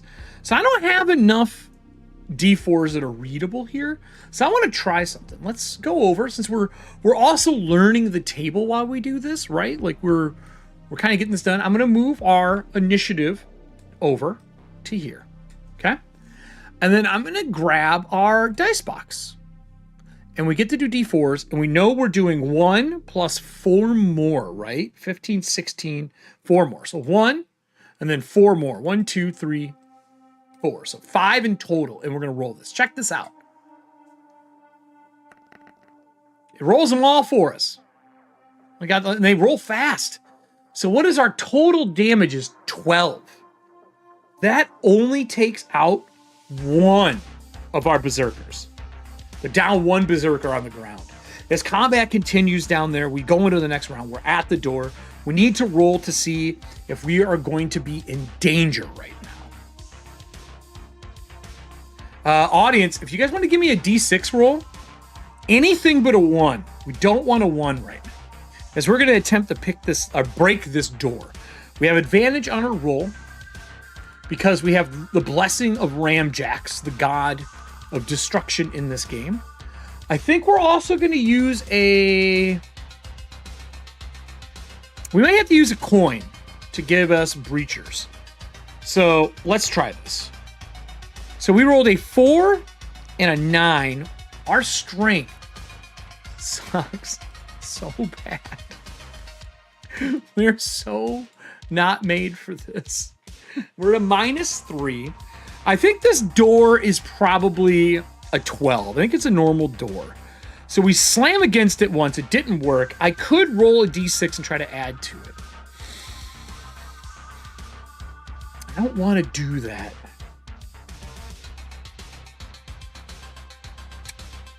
I think we hit it and it doesn't work. We're going to use our second action and try it again. Giving it a second to 5 so that you can, it doesn't matter. I don't care. A d6. A 3. Okay, so nothing happens. We're going to hit it again. We're going to try this again. We did not do well. We're going to go for this again. A 1 is not enough. A 12 minus our 3 is a 9. We need a 12. I'm going to spend a coin. And breachers, a breacher die is a d6. And we're going to add a d6 to this roll. So we have a 12 minus 3. That's a 3. That puts us back to 12. That lets us bust the door. We back against it once. Boom! Slam our shoulder against it. Our golem brass form not working. You see the fires kind of cinder up through and sparks fly. And he gets back another couple feet and rams the door as hard as he can, breaking it.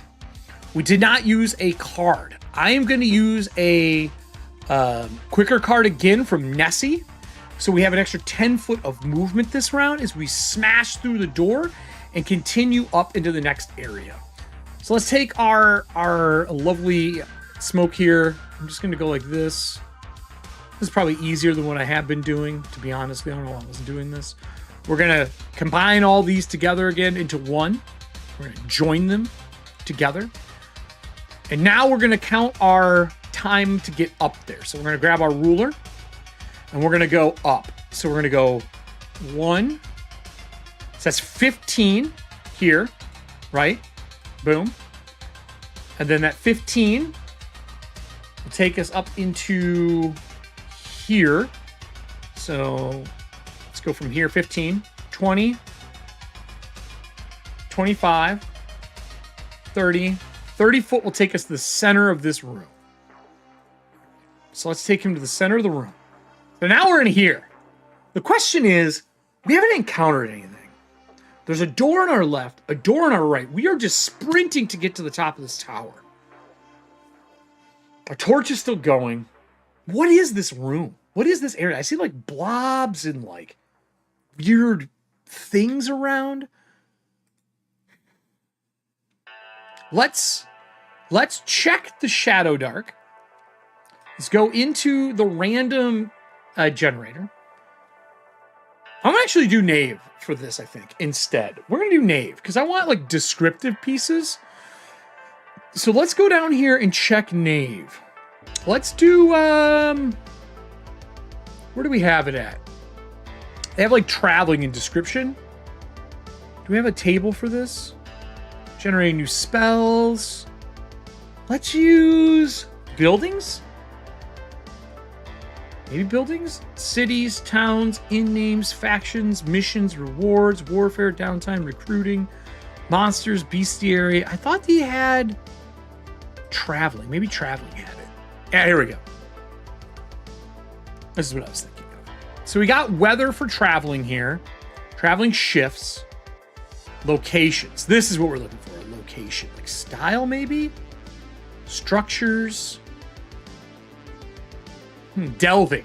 Here we go. Delving rooms. So we're going to do percentiles here. I'll roll these really quick. We'll get percentiles up. Got a 37 in this room. This has got a dressing room. So let's pause this. We're going to type a few things out here. So I think dressing room, we'll just go from 12 o'clock around. dressing room, right? Oh, that's white. Let's make it the blue. And then we will increase the size of this. So we know this is a dressing room. Okay. So what's the other room? Can I get another percentile from the audience? And I'm going to roll a percentile for the other room to the south. Yeah, I know the map's not up yet. I need a percentile from you guys for the south. I'm just typing things on it and rolling on the table right now. All right, we're going to roll on the table here. So we got a 60.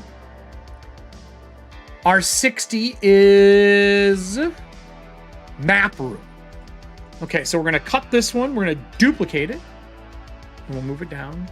I think we swap this. I think this makes more sense to be a dressing room. Personally. All right, so we'll do dressing room here.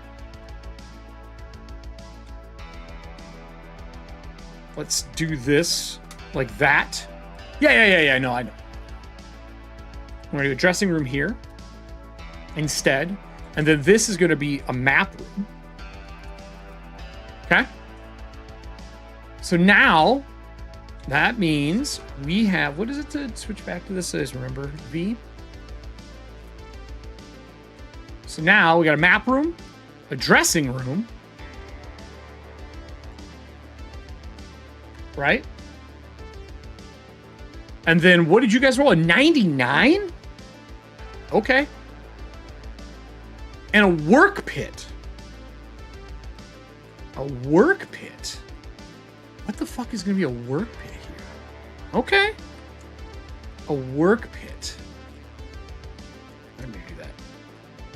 Let's go back to here. Let's duplicate this again. And then we're going to delete this. And a work pit.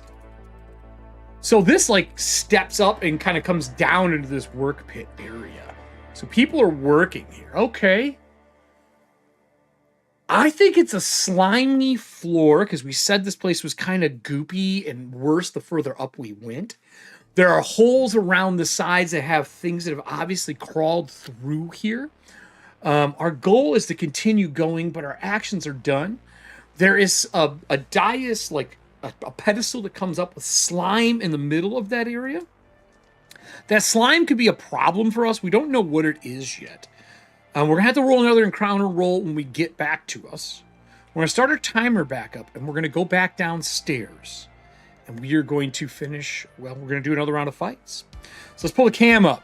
So, same thing as before. D20, they get shot, they take cover. The berserkers don't get anything off during that. Our shaman is going to climb up to the second floor here so he can cast a spell. That is his game plan, right? We want him to be able to kind of be involved. We wrote down our number here so we could easily go back to the page. The shaman did its skitter before, and I think now it's going to throw a stink bomb onto the stairs. This is a DC 12 for him to cast. In his wisdom base, he gets a +2. That is a 7. The spell doesn't go off. He does not get the spell if he cocks it. One of the spears hits next to him. He loses his concentration. The berserkers rage, getting ready to slaughter these people. And if I remember correctly, the berserkers, when they are raged, they get a bonus. So let's quickly take a look at berserkers. Once per day, they're immune to morale checks and do a D4 extra damage for 3 rounds. So they all rage after failing their attacks, and they're going to get ready to go on their turn.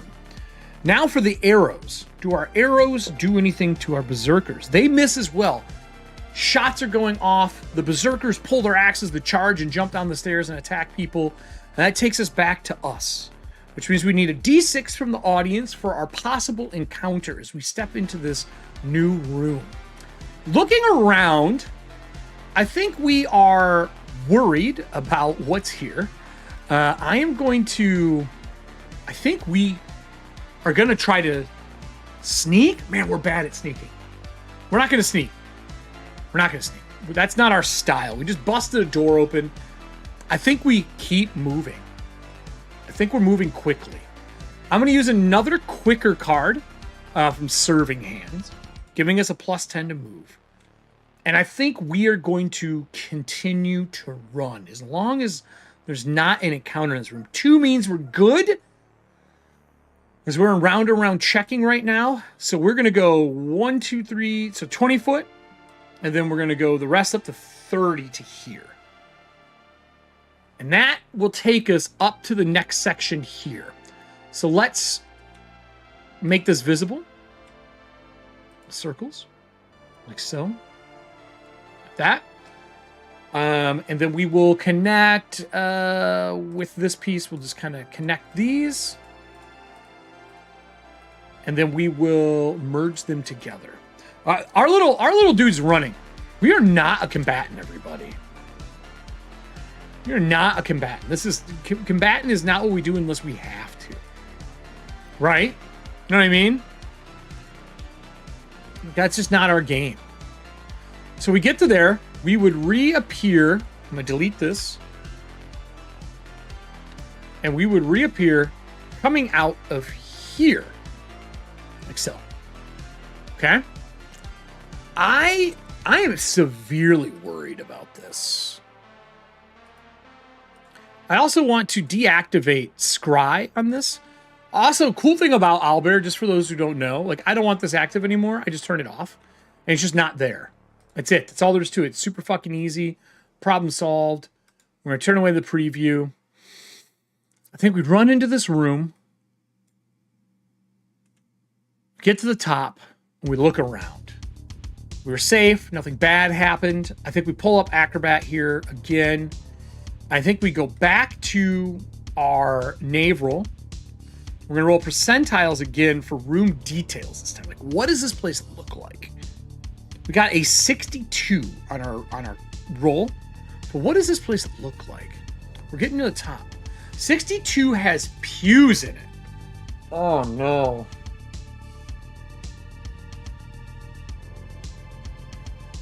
Pews against the wall to view something. What if this is a sacrifice area where things come out of these holes in the walls? And they come out of here. Like scorpions or creatures or something along those lines. I think we copy this again and we paste it over here. And this is going to be a prayer area. Prayer, yep, that's kind of what I'm thinking. This is going to be, what would this be? A temple to the worm. Temple to the worm. That's what we're in here. I don't like this. I don't like this. We have ran all the way up to the 7th floor. Temple to the worm. Now, I have something I know I want for this. Because we knew giants are originally what ran this at the top. I think our chance for an encounter here is just a must-have happen. I'm going to bring something onto the map for you guys. I'm going to go back to solo queue. Just for you guys. I just want you to know. We are in a dangerous spot. We've created the Temple of the Worm now. We have ran up through all of this. Our combatants are fighting downstairs. It has been going poorly. It's not looking good for them. The fight's going as we have ran through not one room, but 2 rooms. Didn't even look at this place. Hit this door as hard as we could. Ran up, came out here into a work pit with a dressing room, with a map room, and we continued to run up these stairs and through this entrance, taking us into the last area. And as we round this corner, we see these pews sit against the wall. There's probably the sound of deep guttural chanting in giant. The ceiling in here is huge. We're talking something around like 60-foot ceiling in here. I'm going to bring onto here the creature that I knew I wanted to have involved in the story arc. So let me grab go into here.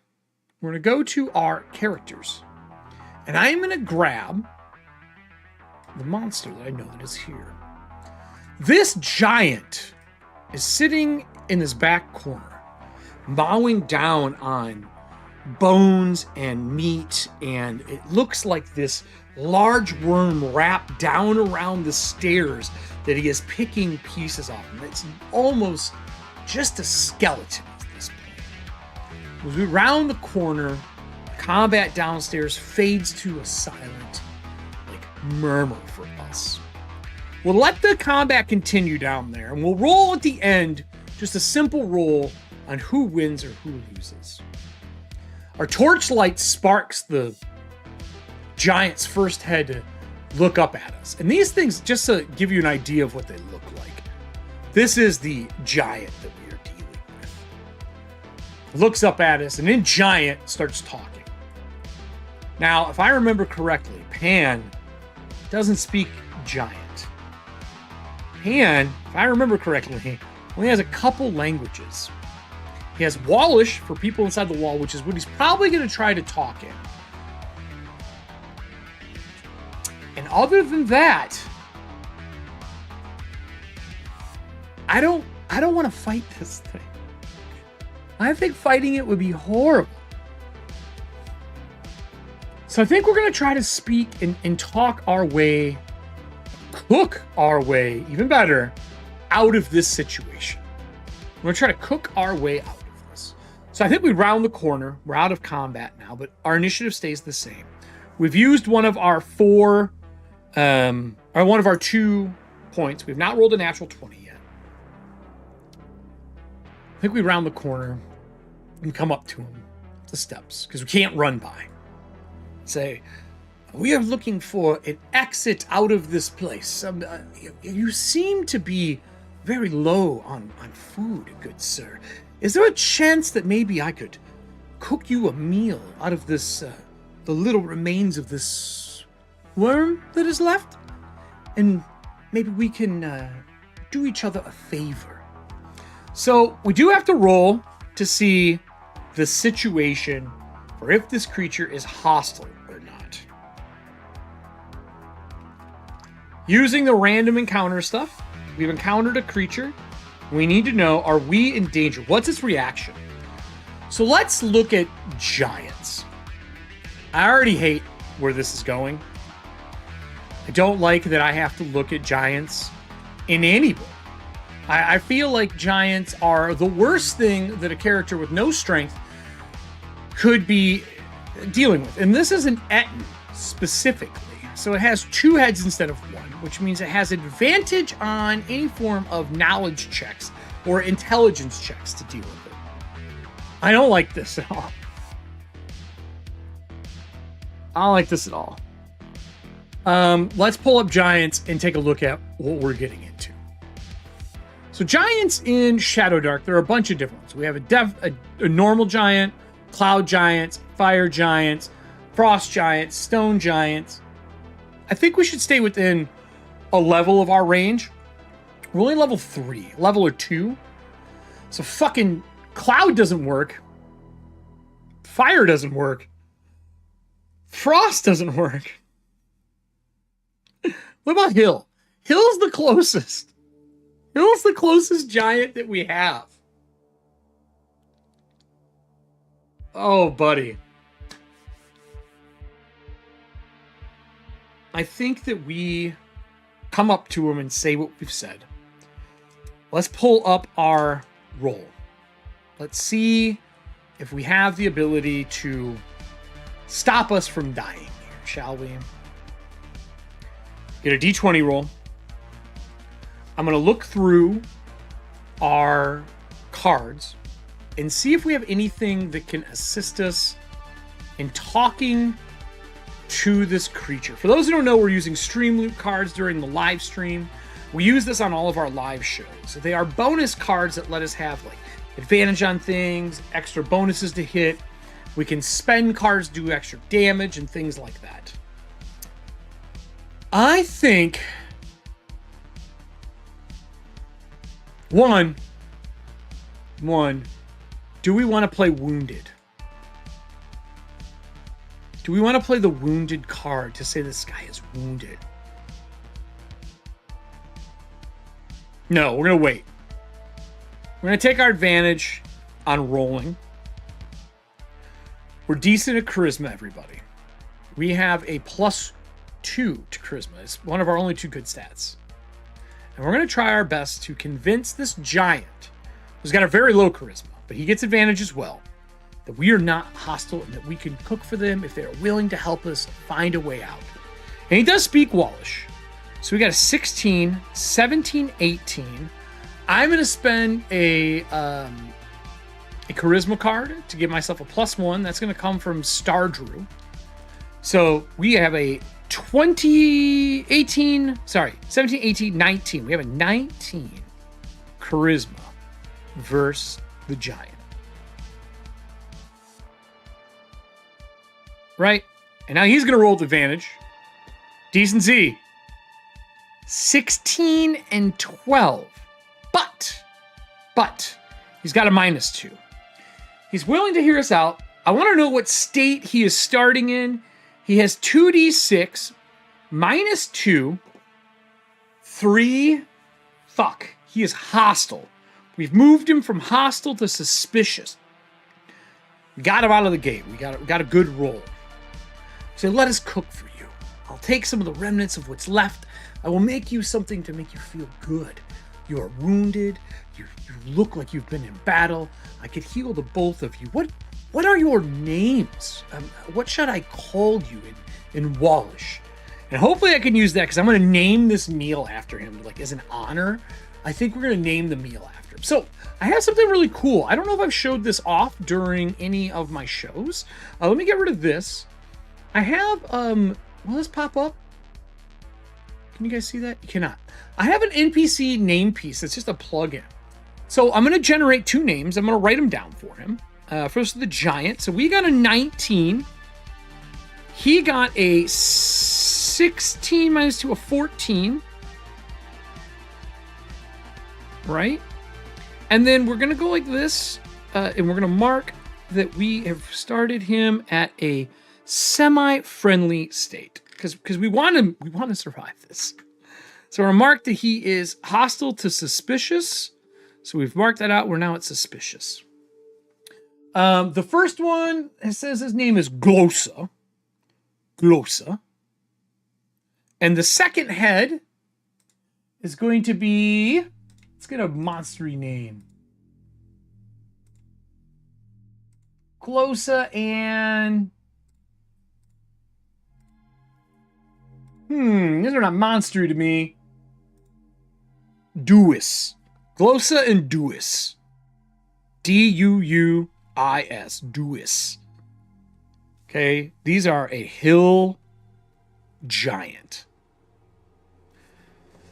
Well, Glosa and Duis, I think we can make something beyond your wildest imaginations. Instead of just eating this piddly, raw food, let me cook something extravagant for you. So I think we're going to set up a fire inside of the ribs, put down our pot, and get ready to cook for this man. We're going to use a recipe card, I think. It's a blue card from Serving Hands. This will allow us to roll a new recipe. So I'm going to bring this back over, everybody. I wasn't planning on rolling a new recipe for our guy. But let's scroll down to our dungeon chef and let's roll a new crawler recipe, shall we? Audience, can you give me a D12? Duplicates give us an extra serving. A single roll will get us a new, one that we don't have, will get us a new recipe to cook. So give me a D12 in chat. While that's going on, he's prepping all of his food, chopping things up with his finely crafted knives, and he starts to throw pieces of the meat in the pot with some of the bones to make a stock. He looks around for seasonings that he has. He goes over to the pew and finds some old mold that's down there and grinds that down into like a mushroom powder for some umami. A 4. And I'm going to make skewered glazed monster. Now, I believe if we go look at our character, we already have skewered glazed monster. So 12 got us our skewered glazed monster. if we look at him, I think Pan has that already. Pan's recipes are rejuvenating and marinated grilled monster. We don't have skewered yet. So we're getting a new one. We're getting skewered glazed monster. Skewered glazed monster. I would ask him what his ailments are. We started our fire with our bonfire. Since we're starting a new one, we're sacrificing torches and burning wood. We will get another hour timer. So we're going to reset our timer. Pause it. Pause it. Reset it. And we're going to go back up to an hour of time, which we won't need for the show. But we've made a bonfire now. Boy. And I want to grab the info for Skewer Glade Monster. One person is immune to an element of the cook monster for the day. We'll say this was a poisonous centipede. Or no, we'll say it was an acid centipede. So we can be immune. He can be immune to the acid, making him feel good. And we're going to roll to cook this. To make this food, we have to roll I think it's a 15. Common, Elven, and Wallish. Field prep.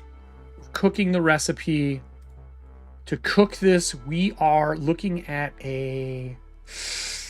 God, IDC 12 for normal cook, but we are cooking a specific thing, and it is a 15 for this as a roll. I'm gonna use everything we got. We can't fail this roll. If this guy hits us, we are dead. We are dead if we fail this roll. So let's pull this up. Let's get our camera. We used our new card. We don't have advantage on this. We have a regular cooking roll, but we're using our implements. And because Pan has them integrated, he gets a +1 bonus. He gets a +3 from intelligence, giving us a +4 to this roll.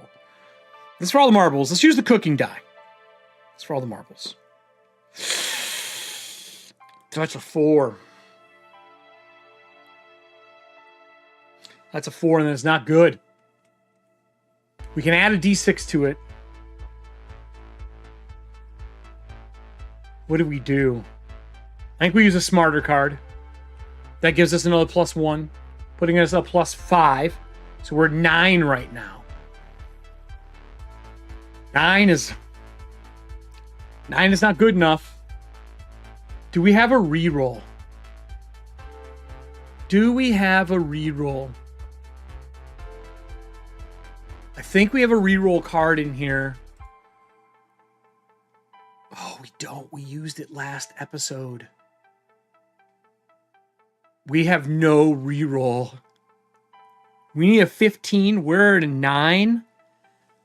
That means we're rolling a D6. It's...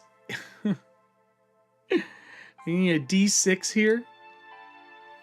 And see if we can get a 6 on this roll.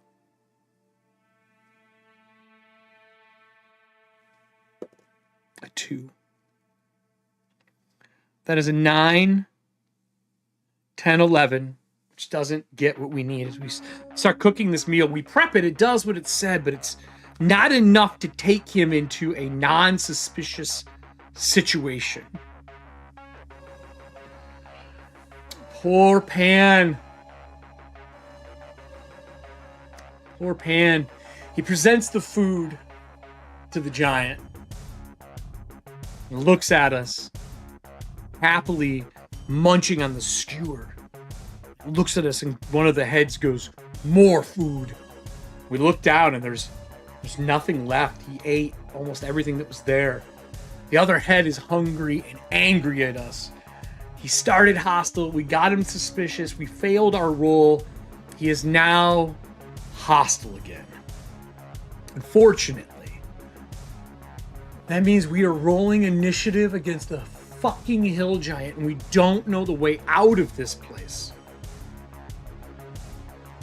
This is gonna probably be the end of our character here. I'm gonna roll initiative. Audience, actually, why don't you give me a d20 and roll for the initiative of this giant? I'm gonna add him to the chart. I'm gonna pull up the hill giants. Hill giant has a 0 bonus to his initiative.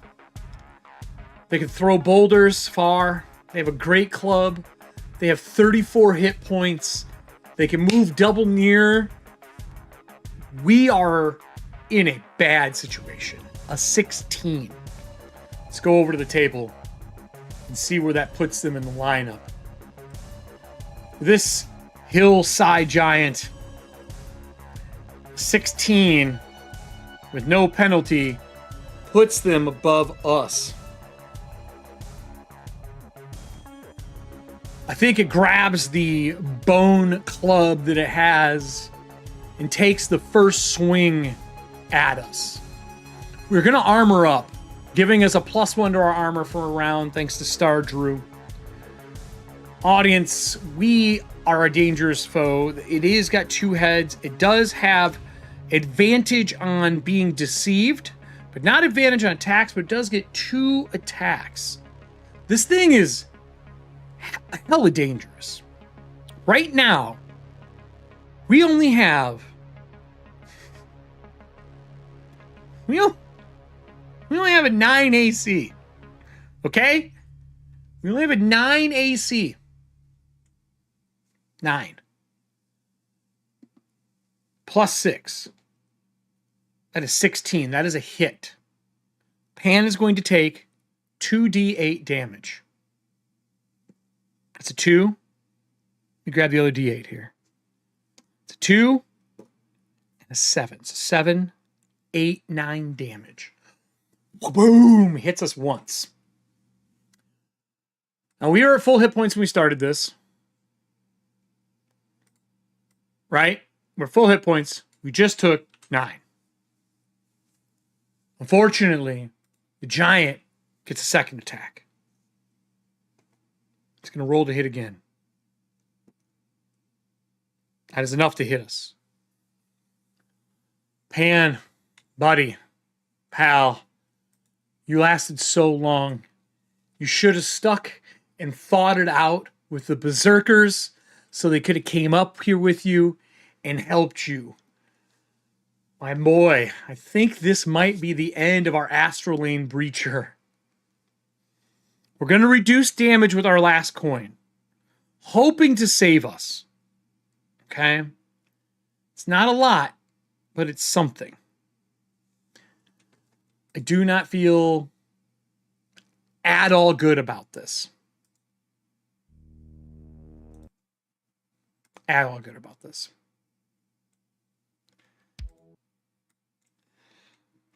All right. Pan, it's for all the marbles, buddy. We're going to 2d8 to you. You get to take a d6 of damage off. We could survive. That is 5. We're going to spend our luck token. Spend our luck token. We reduce this by a d6 with the breacher die. That is 3. Fuck. Do we have anything that we can use? Do we have a breacher die? Do we have anything in our arsenal here of Streamloot cards? We already did an armored up. We can only take extra damage. I'm going to spend the disadvantage on roll and force this giant to roll again. Thank you, Star Drew, for the disadvantage on roll. Nope. We don't want the natural 20. We're taking the hit to the face. We use their blue card. I don't think we have a purple card that can save us. I don't think there's a gold card within the deck that can save us. We have a blessing heal. I think that's what we're going to have to use to try to stay up. But he is going down. As he gets hit, poof, a last time by this giant. He gets stuck to the ground. The giant, you hear the laugh of the two heads as a hand comes over to grab us, to pick us up to see if there's anything edible of this metal. Now, with that said, down the hall, the sound of heavy armor can be heard. Footsteps in the dark making their way through the Temple of the Worm. Metal dragging across the floor fills the air as our new Solo Dark hero comes to the front lines. We have a new class that we have built that we have not had a chance to use yet. And that is the Psy Knight. The Psy Knight comes dashing forward out of the dark with his sword in hand, cocking back to run through and swing at this giant that he has been hunting for the last 5 days. This is the other Shadowdark member, the other Breacher member to the Astral Lanes. We have our Lancer. We have our Thief that died fighting against the Breachers, or the Breachers. We have our Chef who's laid in front of us. And right now, our Psy Knight is running to save him.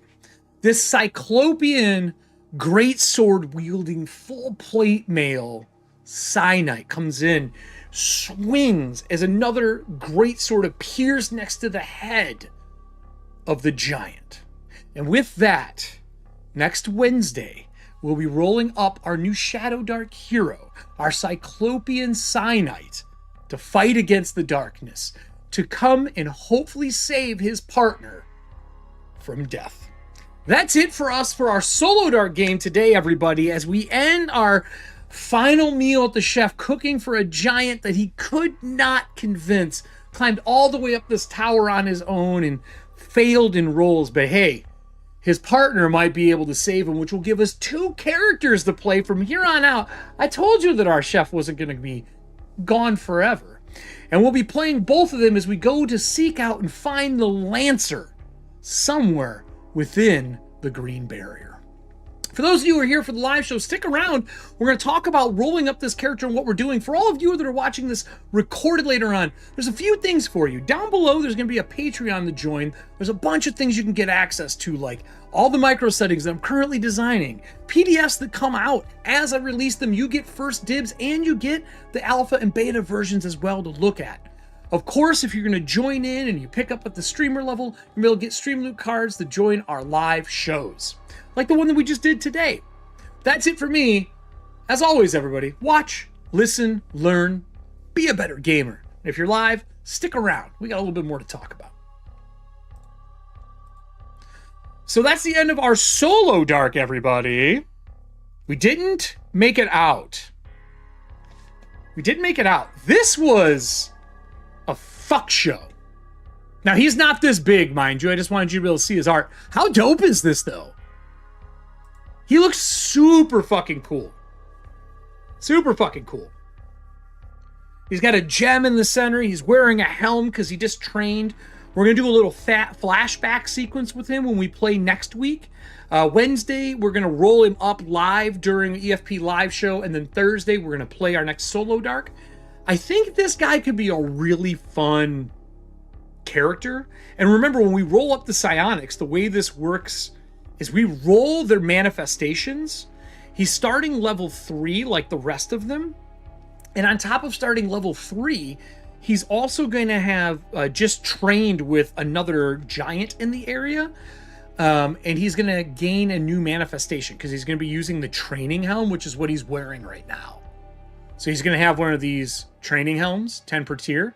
And he's going to try to learn a new psi power. So we're going to be rolling for a new psi power, rolling what he's going to be using. I think he's going to be pyrokinesis. I really kind of want him to be that because he's got the flaming sword, the eye.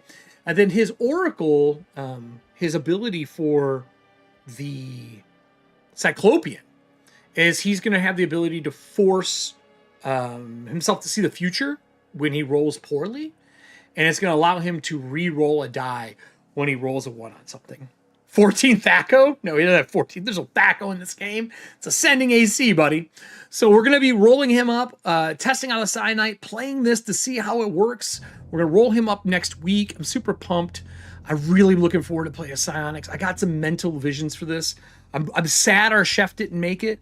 The fight going on downstairs should be entertaining. Our goal is to join the entire Astrolane Breachers back together so that when we come to season 2 for Breachers and Shadowdark, they're going to be fucking dealing with screwing this group over, which I'm really excited for. I think it'll be a lot of fun. I really like Owlbear Rodeo, man. This thing runs really smooth. I did show you something really cool, and I kind of want to try it here really quick. So there is something fun where you can add particle effects to a pre-existing thing. So check this out. I can, how does this go? It's draw a shape. I just watched this the other day. I want to make sure I'm doing this right. Let's get rid of this, and let's get rid of this for now. And it is under, is it selection? Might be select. It's not this. This is not the right drawing tool. I think it's Painter. Is it Painter? No. Let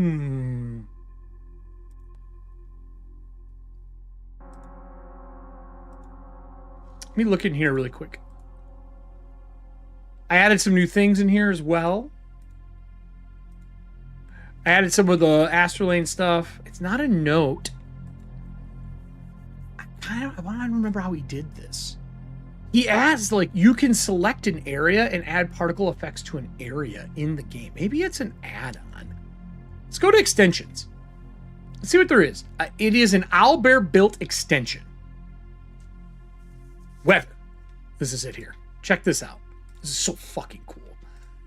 So, you take... We're going to go over here. I'll draw it here. I'll turn off, let's turn off the fog. We don't need the fog anymore. We'll just turn this off. I am going to draw with this tool a circle, right? And now we can grab the circle and move it around. With this circle, you can click it here, and you can add weather.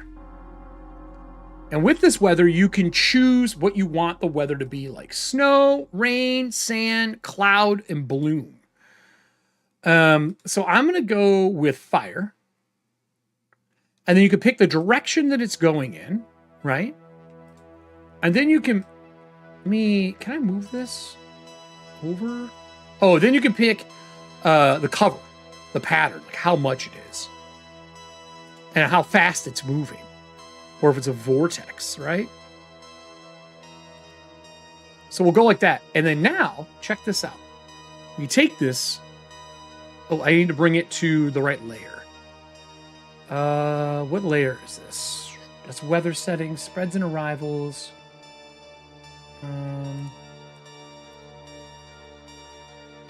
There's a way to bring it to a different layer. Duplicate. Is it here? I thought it was here.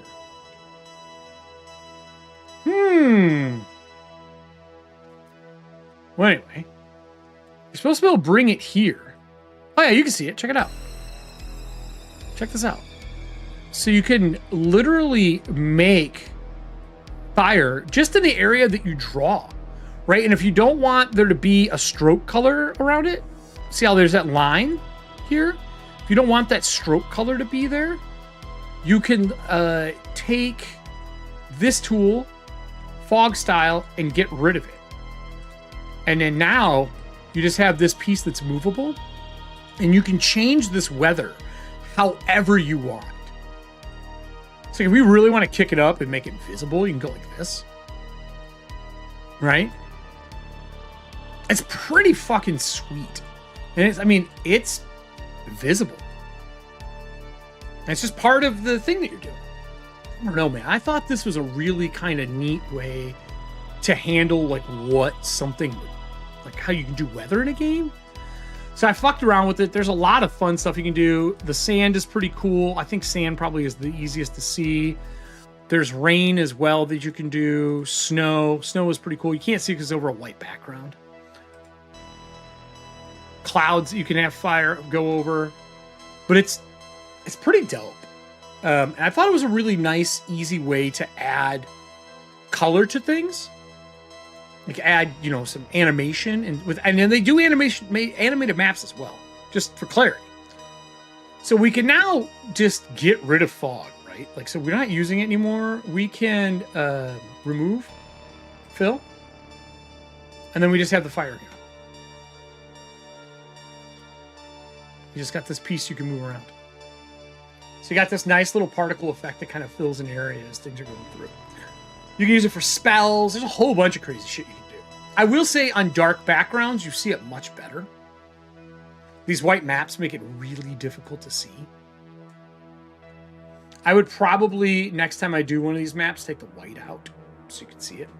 But, so next week, we're going to roll up this character. I'm going to make these notes. I'm going to edit this video down into like a 20 or 30 minute finale for the Dungeon Chef. And then start up our Cyclopean. And the goal is to do 3 episodes with him through February on Thursdays. That's what we're going to be doing on Thursdays. And then I'm going to finish deving all the stuff out that I'm doing for Shadowdark. Like, I'm in a hard cycle for it right now. So one of the things I can't announce yet, we are going to be working on some Towervania in between. And then once we're done with play testing and playing our 3 episodes with him, I'm going to start doing Towervania solo play because I want to really develop this game that I have. Then Lysynthia Dreadfuls will be coming back as well, which is pretty cool. But enough of that. For those that are still here for the live show, this Saturday, 3 p.m., we're doing a Living ETHAUNTIA. If you want to learn to play Dragonbane, you want to play with some fun people, go over to the Living ETHAUNTIA in our Discord and sign up. It's a paid seat. You get Streamloot cards that help level up your character and get bonuses or skill up your characters. Don't worry, you still get gear and skills during the game as well. It's not like it's the only way. I will give you a quick read up for what this week's game is going to be, because I've been rolling these up using our Dreadful generator, which is pretty cool. I'll move this over, and I have this one rolled up already. So this one is step into the flickering gaslight of Vasselve's operating theater of the art. That's right. Come see Ari Thorn, where science and spectacle blurs into something more unnatural. This session unveils a new cryptid, a mind untethering, a body repurposed, brought forth by a device that dares to write cognition itself. Since it's going to be February, I'm going to bring my version of Frankenstein's monster to the table. It is going to be a 3 to 4 hour session. Starts at 3 p.m. 3 to 5 people can play. The Aftermath unlocks for basically people survive the Dreadful. New gear from the Azure Order that you can add to your catalog that you can buy with your Gales and money. So if you don't have a character, we have pre-gens made, or you can make your own. Characters do not take that long to make. You can random roll. Once you sign up, I'll give you access to the ETHAUNTIA doc, or if you're a patron, you already have access to the ETHAUNTIA doc. But that is it for me today, everybody. I will be on Discord on and off all night. I got a bunch of writing and design work that I'm going to be doing. And then, just so you know, our Cyclopean was inspired by the new mug.